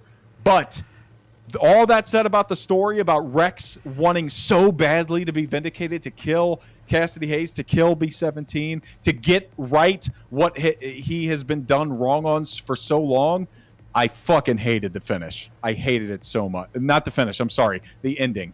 I fucking hated the ending so much. The curtain call stuff, I know it's not for everybody, and I've done things like that before. Like, Jay, when you asked me to do a curtain call thing with Tibby, Nate, and Pew at Lucian 13, when you asked me to do that and Pew hated it, I totally understand where Dan was coming from now, because I fucking hated that so much. There's too much invested in Rex. Specifically Rex to me. I believe Cass would do it. I believe B-17 would do it on a certain level. There's no fucking way. There's no fucking way that Rex would do that. It was such a betrayal to me. I hated it so much, and I'm glad it wasn't the main event ending. God damn. I'm just being honest with you. That's fine. I appreciate Rex too much as a character, and he's so simple and so violent and so... He's one of the best that we have ever had, and to see that happen sucked. Yeah, Rex is... the funny thing about Rex is like a dwarf. All he does is hold grudges. So him using that for, like you said, 4 years or whatever to bring back Splinterfest, and then remember what he was wearing. He was wearing the same gear that he had when he lost at Turmoil. So it's like shit like that that you love to see. Yeah. Well, what Max just said, I thought they were gonna walk up and do a curtain call, and then Rex was gonna Pearl Harbor them both and be like the guy who walks out, because that would both keep B-17 as champion to continue that reign, which I love that ending, and I'm glad B-17 is still champion, and I'm glad Cass is not champion. But it would also maintain Rex's status as the chaotic, neutral badass that he is. I thought that's what was gonna happen. But it didn't. It was just... That's a good point. I didn't love that, but it is what it is. We'll forget about it in a week. It's fine. Yeah, definitely. But to the point about that, the only quick thing about, you mentioned, I guess, something that about me and trying to look strong or whatever, like with the videos. I meant that if you're doing a hype package, you don't necessarily, like, when you're doing a hype package, like, you don't have to, like, show yourself getting whooped, I guess. So for his part, like, he just should have had the footage of him, doing his thing, as opposed to just footage of him getting beat up and then him doing his thing and then him getting beat. It's weird. That's what I'm saying. I think you may have misconstrued that, but that's fine. Okay. English is not my first language. It's fine. I'll agree that I misconstrued it, but I think it told the story well. No, it did. It's just weird. He's the victim, and then like the only 2 times he went over in the package were the greatest moment in OCW Lucian history, where he turned his back on Cass. I'll say one of. I wasn't here. Yeah, that was a really good fucking. That was a bro when moment. He turned on Cass at the chamber. Yeah, that was so organic, because all of us were so mad with the FDR stuff and everything. Yeah, and all of us perked back up in the moment live and went, "Okay, this redeems it." Like, that was a great fucking moment. But I'm not going to talk. Super organic moment. I remember thinking back. I was like, you don't remember the matches per se, but you remember the moments, and that's what's important. Like, exactly. When you have a good match, you remember the moments of it. That's why I tell people to get over it when they have like a bad moment. Yeah, it's fine. You have another shot unless you fucking quit and you're a coward. Oh, here we go. Cut this shit. This isn't canon to me. I'm not watching these three walk up the stand. It's fine. Come on. We'll edit it and post and whatever. No, the video. I just want to talk about that fucking OCW 80s whatever. Beautiful. I watched it. Oh Lord. I watched that shit like 5. Tell me. Can we? No, this is serious. This is serious. Olivia is not gonna make 80s attires of everybody, because I'm assuming it's her. So, no, this is a Riot joint, by the way. Oh shit!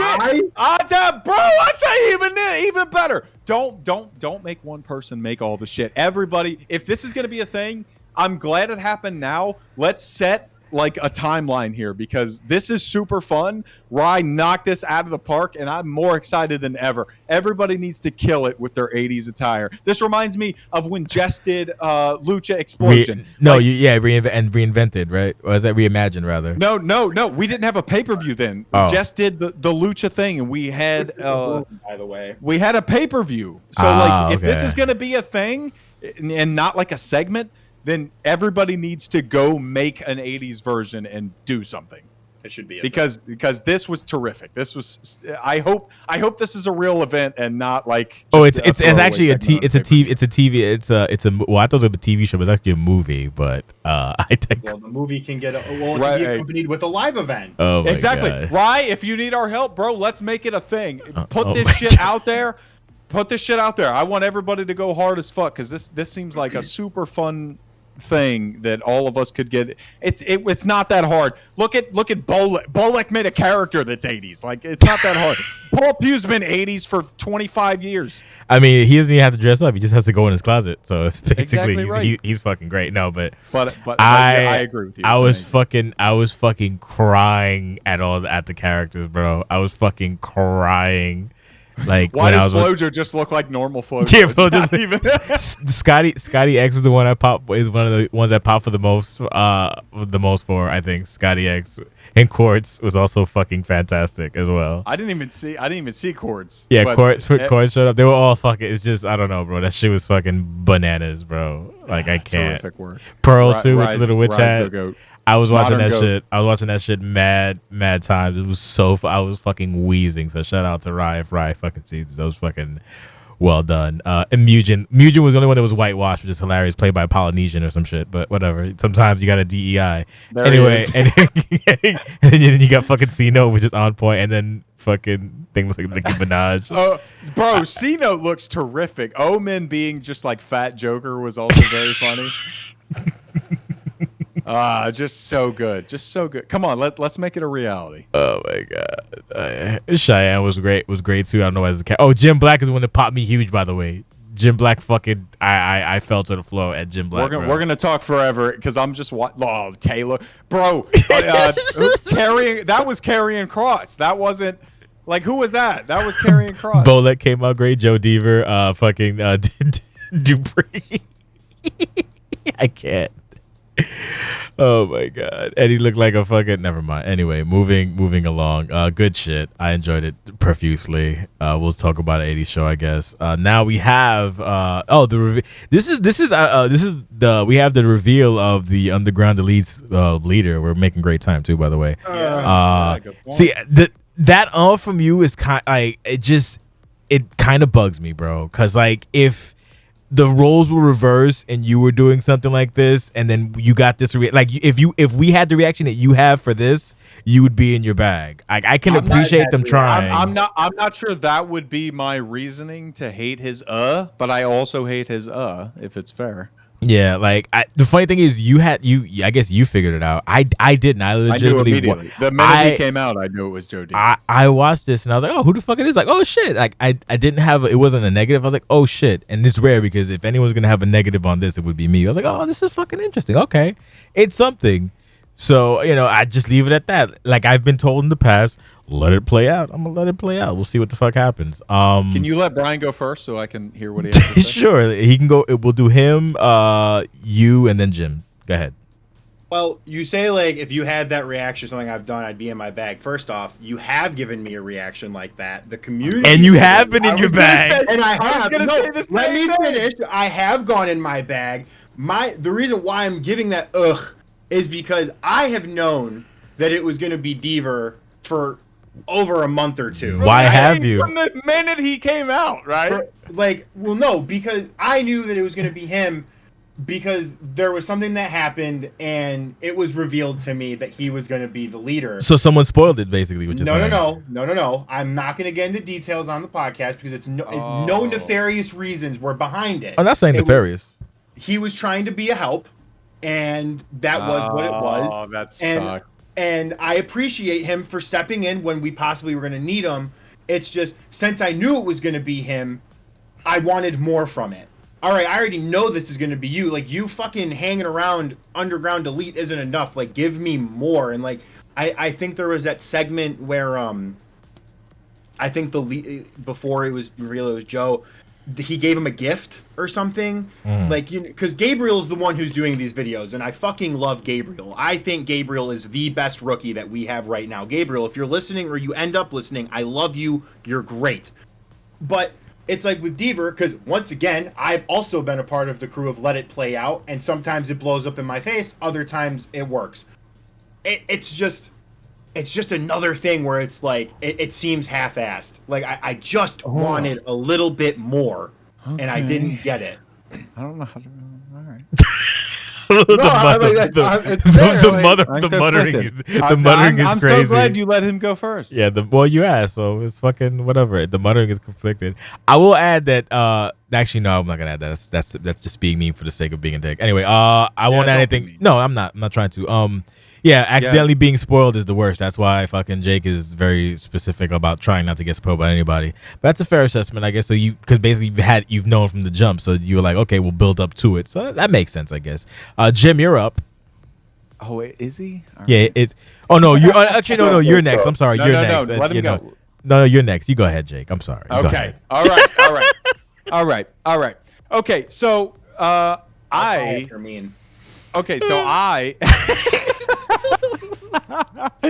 Okay, so I immediately, like, I haven't talked to really any of them since Eddie asked me to be his surprise tag partner against DNS. And, bro, you want to put Gabe over, and I'm glad you did because you put him over heavy. Let me take the time to put over Eddie Ramos.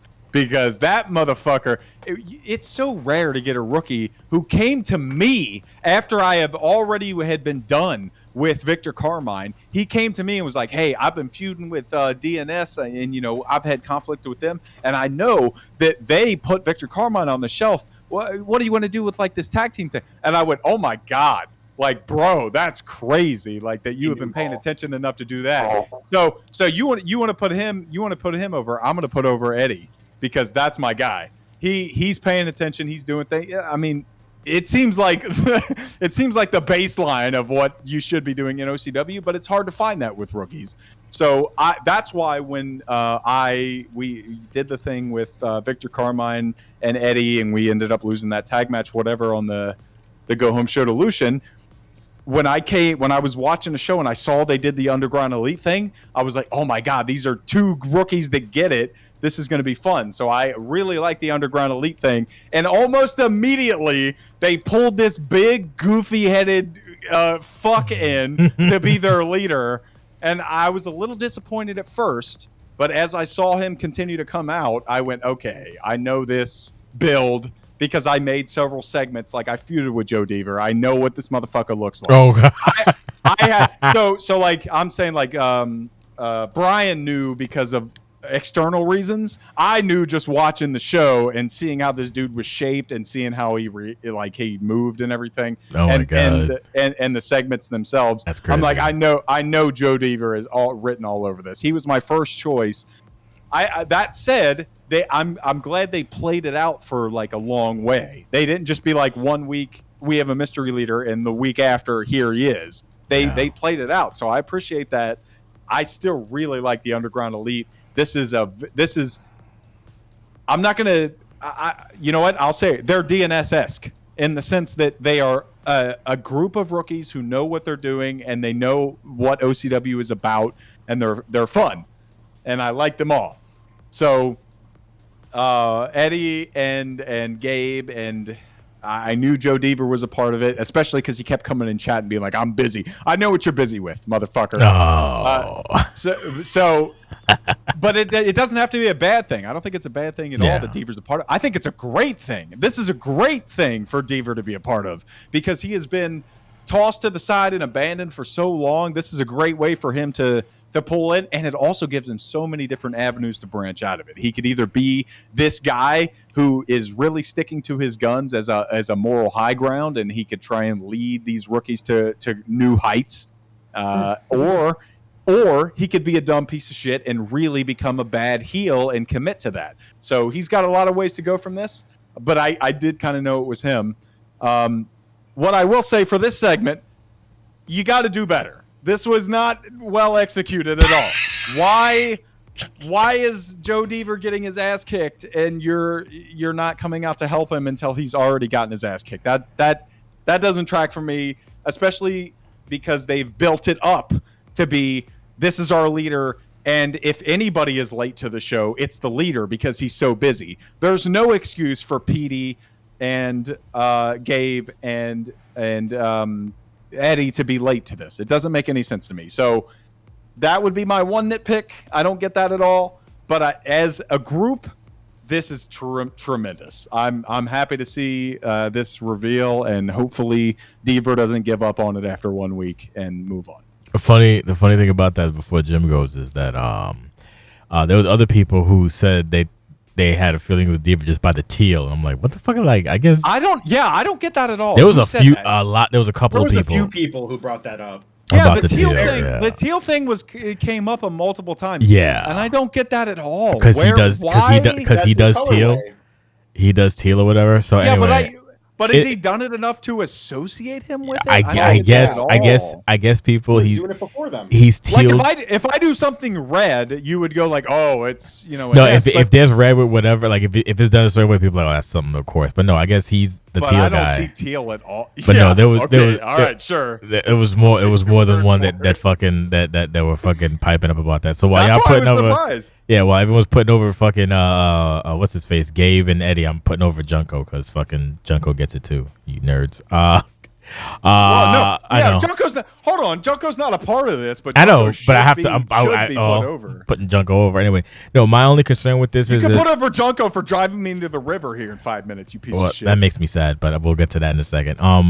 The one thing is that I don't think it's a fear because I'm assuming everybody involved, like I know at least Dog is not going to be like whatever. So Deaver being Deaver should not affect this group. I think they'll make choices and whatever together, so they should be fine. So I'm interested to see where it happens. I'm interested to see where it goes. Yeah, so if Deaver doesn't want to participate, I think the rookies will just overtake him and do better. Yeah, that's exactly. why I think it's great because there's so many good eggs amongst them that it's going to work no matter what. That's why they'll basically drag him up kicking and screaming, which is fine. So that's good. Or vice versa. Yeah. So it's fine. So I'm looking forward to see what happens. But yeah, like we said with execution, that's That's like a production thing, but yeah, the execution's a little weird.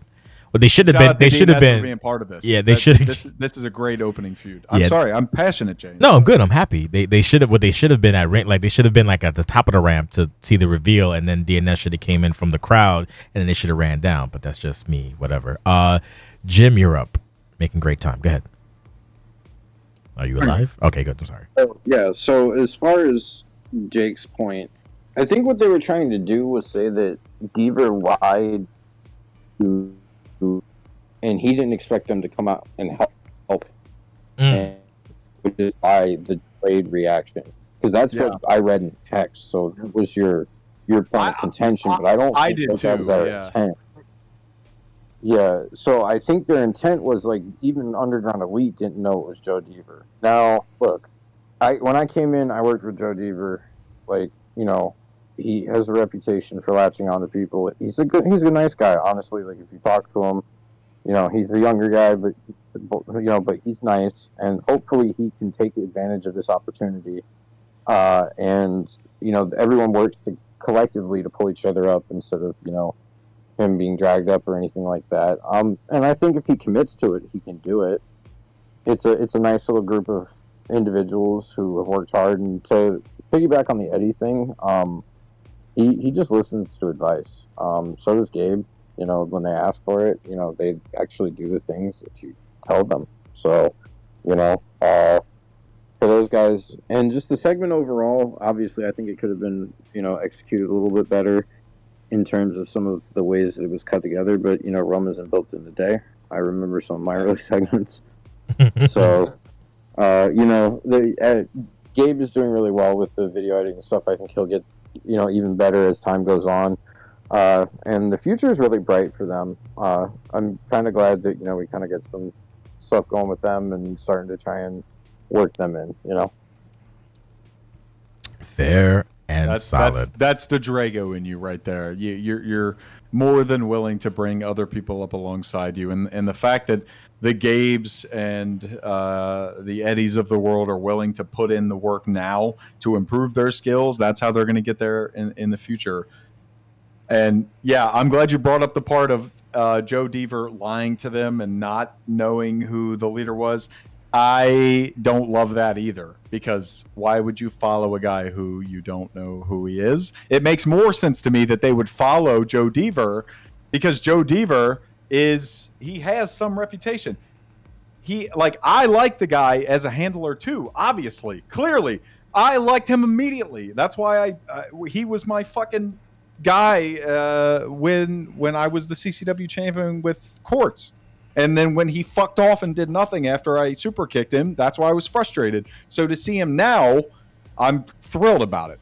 So that's why it didn't make sense to me for him to say, "Oh, I lied to you," whatever. No, he should have known from the beginning. But that was their goal. You are right to that, Jim.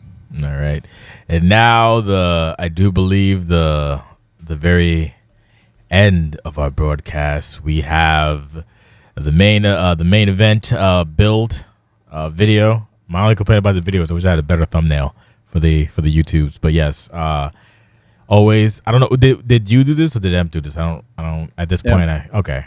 I gave her the breakdown in the song, but she put together the video. Oh wow, this is a hardworking little motherfucker. Yeah, great fucking video. Told the story. This is I can't contextualize this because I'm old, tired, and my brain doesn't work as well. But for both of these people, like this is kind of what, if you're in the main event and you're at a pay-per-view, they give you the main event feel, I guess, is the word I'm looking for. And I don't know how do you quantify that or how do you make sure you do that, but they do that.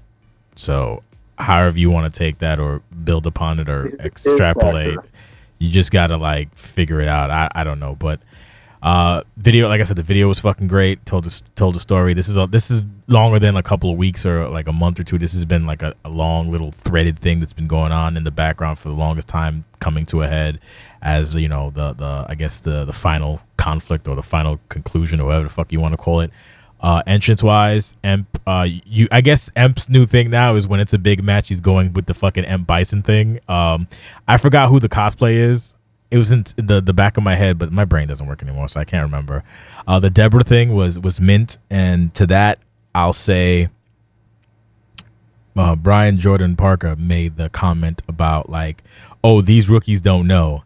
And now he is an old person. He is an old person now, because this is what I tell people sometimes. Like, you know, like when like back, you know, I say back in the day, but like a couple years ago when you have like a Nate or Pew package and people are like, I don't know who this is. Like now you see it. Now you know. Like that's what it's like, and it happens with every generation as we progress. One generation understands, and that's their people, and then the next generation comes and like, I don't know who the fuck this is. So I think some people got it. The majority of people got it. Basically, I'm fairly sure everybody did. But yeah, it was nice. And then the fucking final form of I guess a final Deborah, I called it, I think, or Ultimate Deborah, or whatever the fuck it was called, Perfect Deborah. I think Max said too in the chat. Yeah, no, fucking great. It was that like that's how you know, right? This is a big fight. This is a big deal. This is a main event. Like this is how you know. This is what it just, I don't know. You get it or you don't. But yeah, it was the shit. Match itself, a little clunky at times, given I guess the nature of the stipulation. And then I know there's a couple things upstairs, but for the most part, it got to where it needed to get to. It was rightfully vicious. My concern was because of Splinterfest being right before.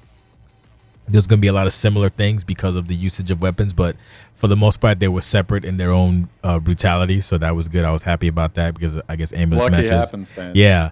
Ambulance matches, you're only stuck with you can only use you can't like use tables and ladders and shit. Tables and ladders are banned. Yeah. Everything else is fine. So it worked out. Yeah, but it worked out accidentally. True. Yeah. And then basically, I think at the end we had to eat shiitake, and then eventually we had a 718, but like neither could get their shit in when it mattered. I know at one point Emp was trying to get eat shiitake on the fucking chair, and Deb's like, nah, B, I'm good.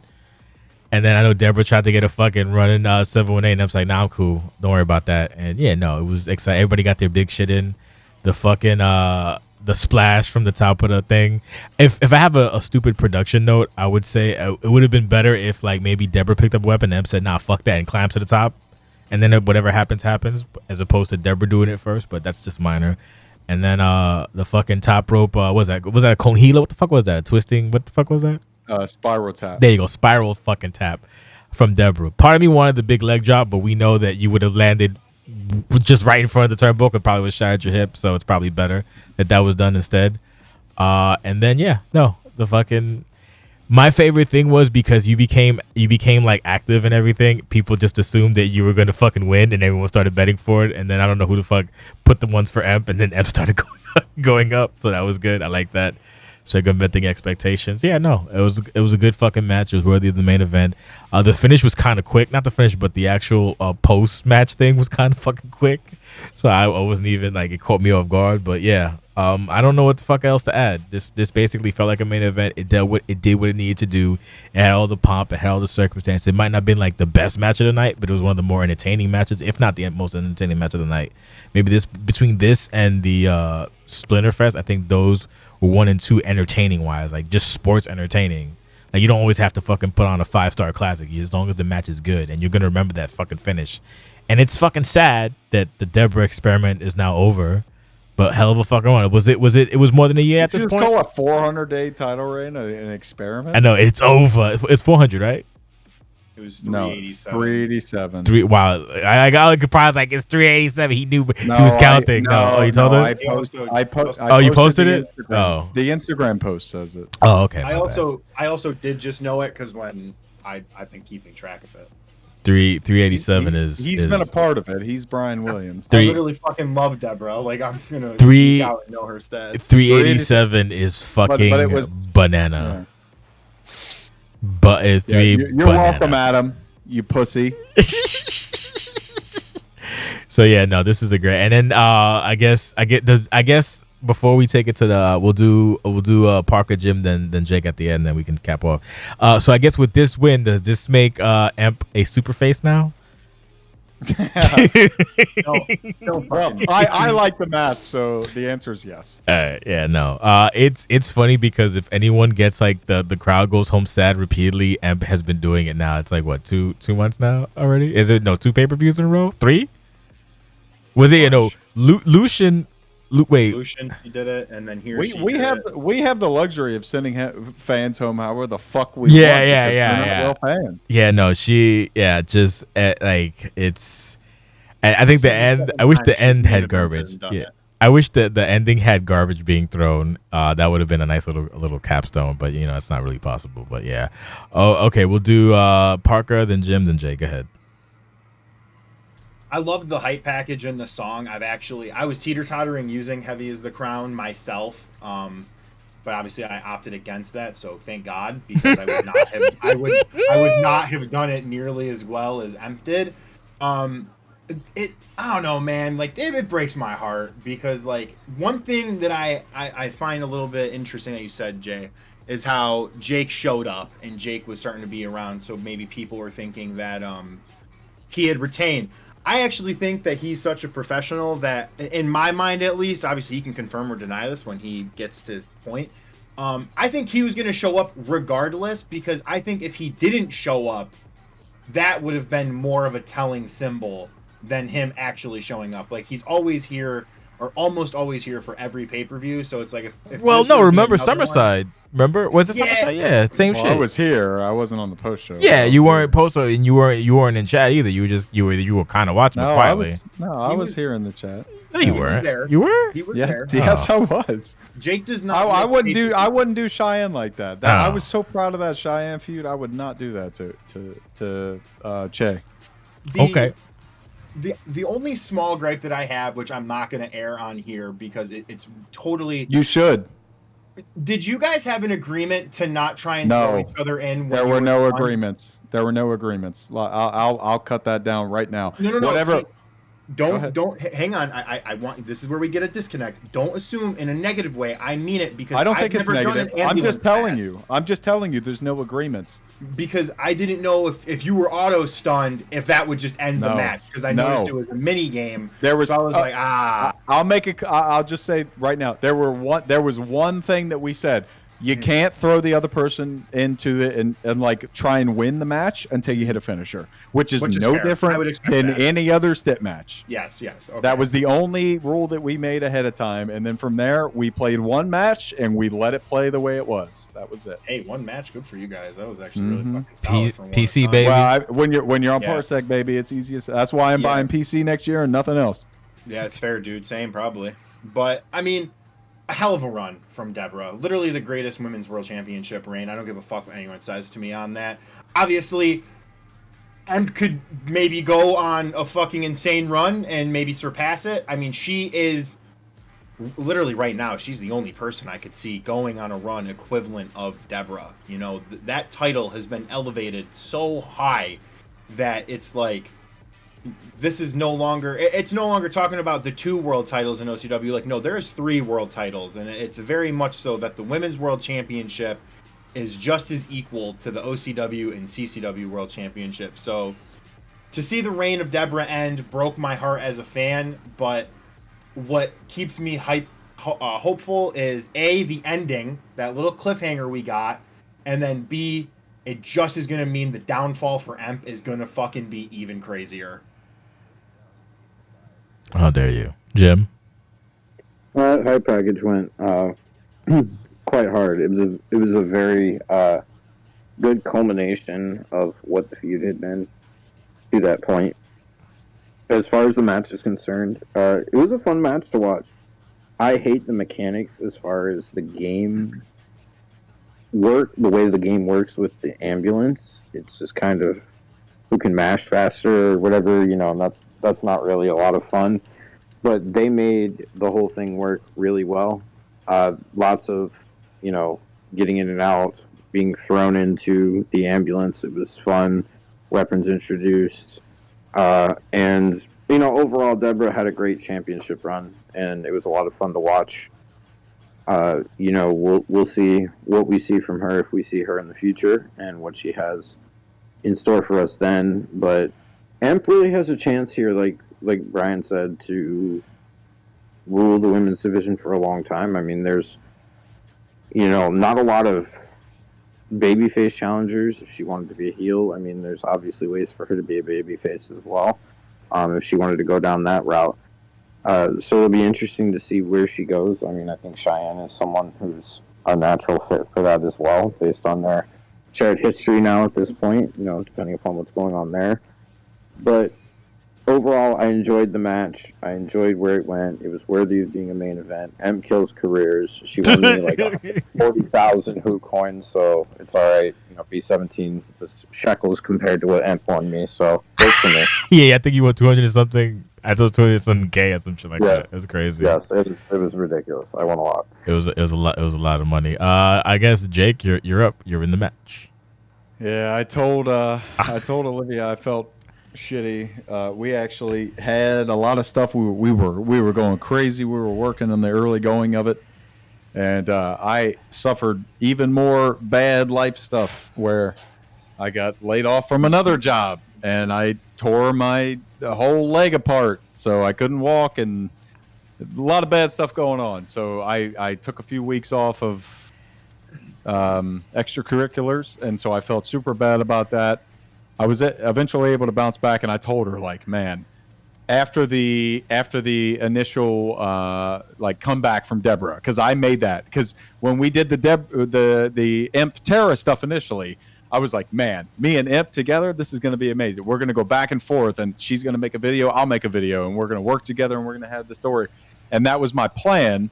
And then my real life popped up again, and so she kind of had to carry the load. I'm not going to even pretend that she did not.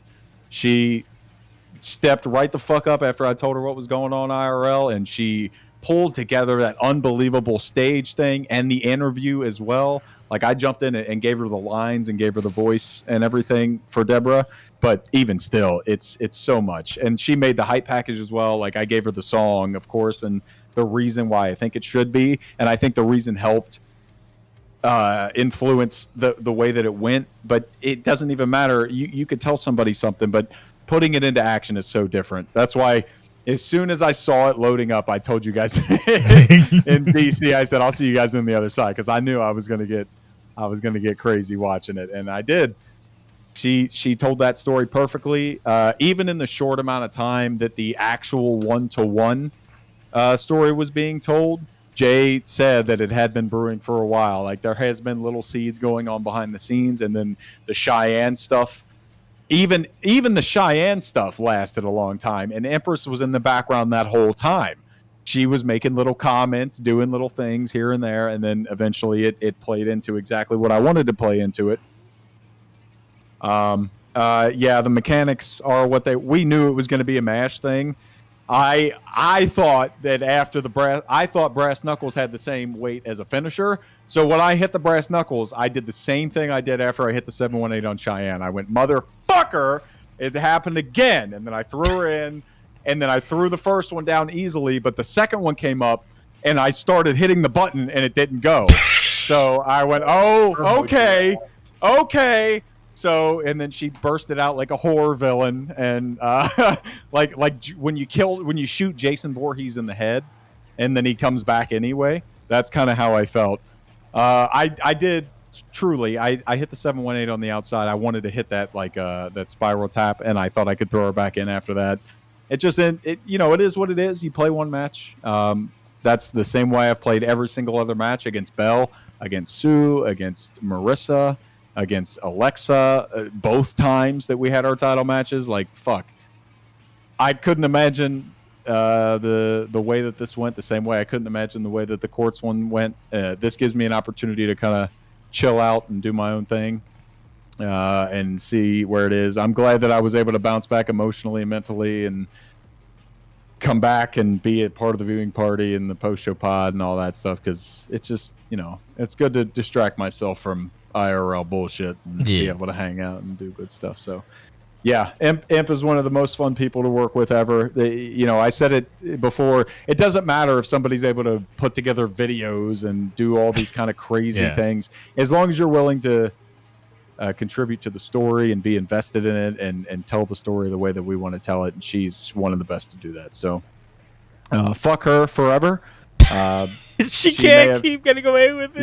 Yeah. When I chokeslammed Junko through the table, I mean, one of our initial things when both of us were talking about this was she was like, oh, I want to bring Junko into this and bring her, I like her a lot. She's a good egg. And I said, yeah, I totally agree. So we brought her into ambush Deb because of that. And then obviously I had to get her back. So when she said, how do you want to end this? Like, are we going to just ride this off? I said, no. We got to, I chokeslammed Junko. We got to bring Junko back out, and she's got to put me down. We got to put Junko over any way we can, because that's kind of the auxiliary reason that we're doing this. So I didn't know what she was going to do. I was like, I trust your creative vision no matter what. So when me and Jay were watching it and we saw the ending to see Junko drive her, I went, okay. I told Imp I trusted her implicitly, and that's what her and Junko went with. That's right into the fucking river hoot. Yeah, well, maybe Deb did that. Oh my god. I could ramble on forever, but I've rambled on long enough.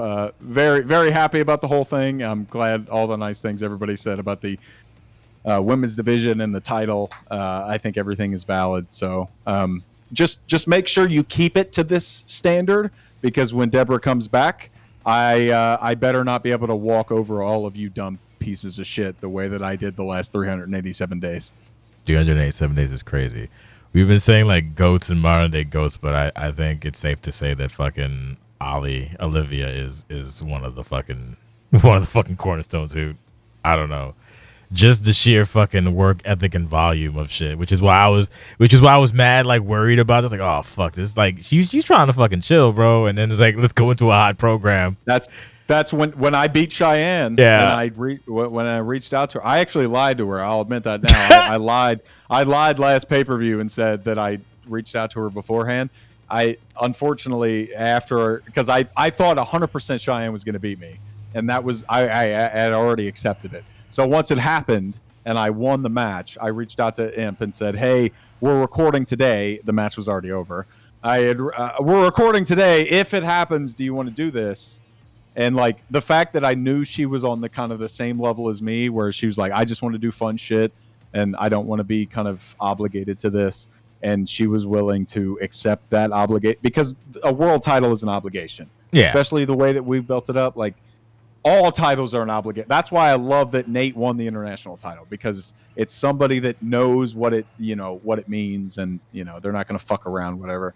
Yeah, if Imp is either willing to work with you, willing to include you on anything, or reaches out to you, then bro, you made it. You're good to go. Well, I guess we'll see what the fuck happens. It's gonna be interesting to see what happens at the end of the day. 'Cause I guess the first show back will be like good. I guess I keep saying interesting. Jesus, I'm just watching the replay. I'm a little distracted. The next TV show back is the 15th. She went Memphis, and then you went fucking Queens with the fucking Knuckles, bro. I think everyone expected Depper to bust out Knuckles too. I heard in the chat people talk about Knuckles. I am glad that people thought I was gonna win because I was being happy and you dumb motherfuckers. It's a fucking ruse, brother. Brian immediately went, "Oh, he's happy? He definitely lost." Oh my god! My dude is free, bro. Awesome. And then I watched you lose, and I'm fucking. He got quiet. Super unrelated. A lot of people. Unrelated. It's super unrelated. Like my life has changed in a myriad different ways, but it is still very funny that Brian immediately saw me typing in chat and went, "Oh, this fucking guy lost."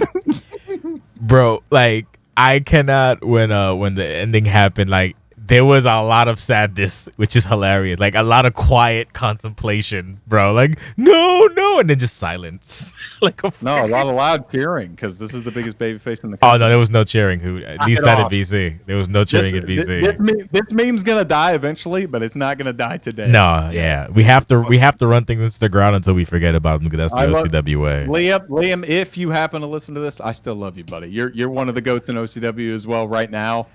But man, that was one of the worst takes ever. Anyway, so, yes. Curiosity before we wrap it up, Jay, is our next pay-per-view stop Animal House? Yes. Well, that's I guess. Or are you doing something in December? Like, no, December is supposed to be the what you call it, the anniversary show. So hopefully that still happens. Oh, okay. But you're doing that in January, right? No, it's December, bro. Oh, you lied to me. I didn't lie to you. You did say you were going to do. I thought you were going to do something in November. Yeah, November's Animal House, and then December. Yeah, and then January. I'm not sorry. December is currently penciled in for the 20th anniversary. Because the thing is, this is the actual our 20th year. Like I'd rather not do it in January, but we'll see what happens. And then the thing with that is basically like like there's a lot of work to be done because that means I got to do me and Jake have to record for Animal House, but we're not putting the audio. I told whoever else is in charge of that, y'all could put our audio in because I'm not doing it because I get too OCD. But I'll do the OCW pay-per-views. The only issue is that Animal House is in canon, but the issue with that is like people should also use Animal House and then leading up to Animal House and then leading up to Thing as their basically use all the shows is what I'm trying to say. She went out of her way to add blood all over. Yeah, it got progressively worse. I'm sorry, I'm watching it right now, but she's like, there's blood everywhere. There is. It got every celebration got more and more bloody, which is crazy. Yeah, we disagree. We disagree about that, Brian. And Jay, when you talked about not you, but we talked about, we've seen everything backstage at this point. That's exactly what I was fucking talking to you about by putting Lucian as a season ender. Because when a new game comes out, you don't want to put Lucian at the very end because we've already seen everything that the game can do. Oh, I know. I actually was thinking about what you said because like basically you want it like in the middle. But it should be in the middle. It shouldn't be like July where it is now because that's no longer the middle. But it should be in the middle. I think it should. Which would be like in October or some shit like that. Probably. Which is also fine because that's when the actual anniversary. We already had this conversation in comms. Because if you do it in the middle in October, that's when the actual anniversary is for OCW. Yeah, well, that's where it used to be. Show during that time of the year. Yeah, that's when it was supposed to be. I'm trying to basically correct the timeline. Is what I'm trying to do. I actually you don't have to correct anything. You can change it. No, I disagree entirely. Really? Yeah, putting it at the end is terrible. But usually Lucian is where, like, let's be honest. Like usually Lucian, we all go balls to the wall. Usually to the point. So it's like.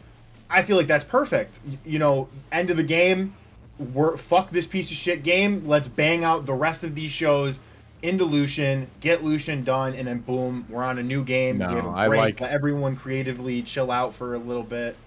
I understand. I where you're actually coming from, see but honestly, I see that's- both points, which is kind of hilarious. That's why I like the ending being something like what we've done the last few years with a Turmoil 300 or a Riot 600 or a big pay-per-view that celebrates OCW, because we've already exhausted the game itself to the end that it can.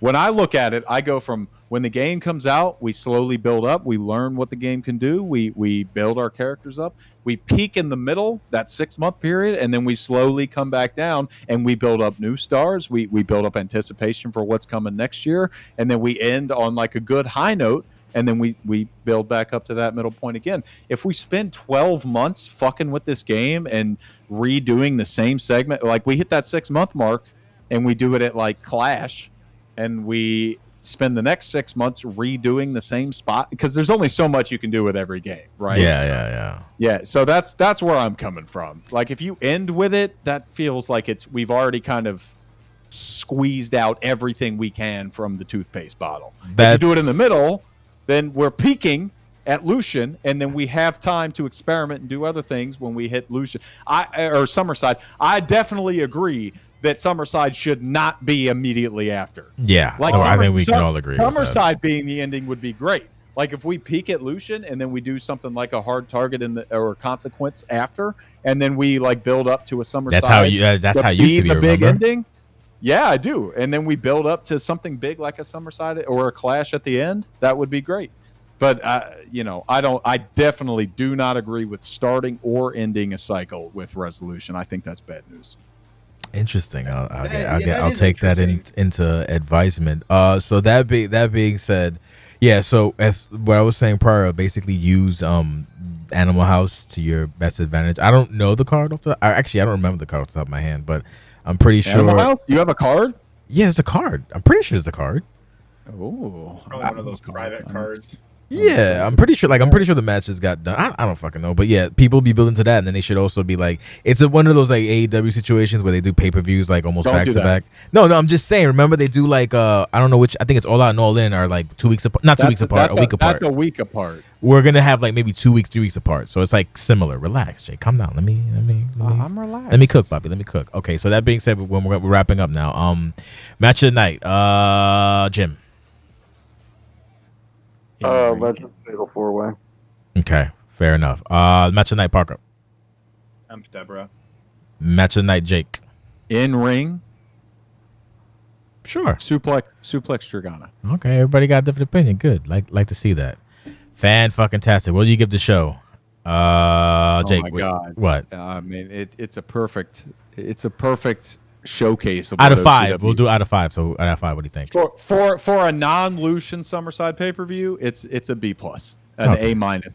Yeah. So B+, for 4 stars, basically 4 out of 5. Yeah. 4.5 stars. Okay. But I mean, I'm a mark, and I'm happy to be there. It's fine. Parker. 4.5. Okay. Yes. Jim. What did you say, Jay?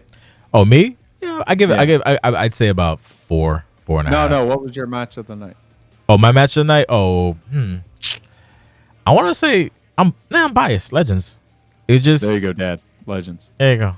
Legends. I'm biased. The fuck. Entertaining match of the night is the thing. Wait, hold on. Before you go, wait. 1 second. Jim. Match of rating. 4 stars.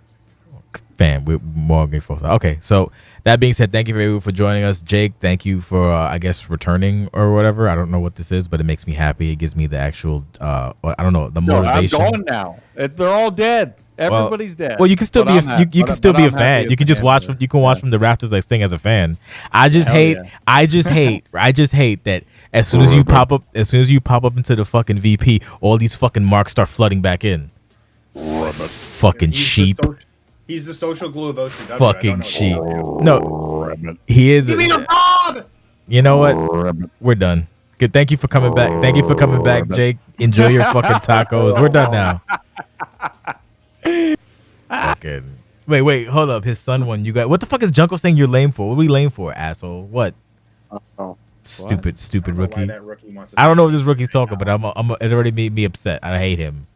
I hate Junko now. Chill. It's fine. Enjoy your tacos. I need to eat too. This has been a good podcast. Everything's going up now. What? Yeah, no, I'm sorry. I just wanted to watch the show and have a good time with my friends. It's not my problem that everybody else shows up. It's not your problem that everyone likes you. I show up and it's like I don't know oh. what it is. I just yell loud and other people feel open and And then they start talking and everything. everybody else is shy and doesn't want to facilitate, but I don't care. I'm an embarrassment as a human being, so I have nothing to be ashamed of. So if I show up and start shouting, other people go, "Oh, this is okay to do," and then they do it. I don't know. But like as soon as Shelly showed up, I went, "Oh fuck, Sheldon, this is great. I'm happy to talk." Yeah, to no, you. it's great. That's it. That shit was hilarious. Oh man, I would have popped if we went the opposite way, and it just is me, you, and Jim. But nah, motherfuckers. Anyway. Yeah, no. Look, Junko's saying the same thing. You talk to yourself and Jimmy. I mean, that's fun. Jim's a good guy to talk to.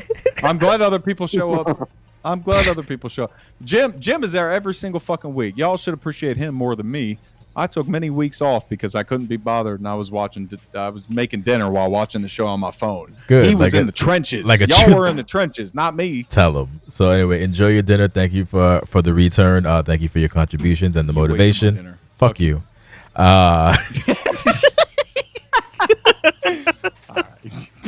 All right, we'll see. Great show, everybody. We'll see you next week, I believe. Yeah, not this week, but the following week, because I need a fucking break. I'm so exhausted. Jake did a lot, and now I have to do a lot, and it hurts. So leave me the fuck alone. Okay, bye. Thank you for showing. Appreciate it.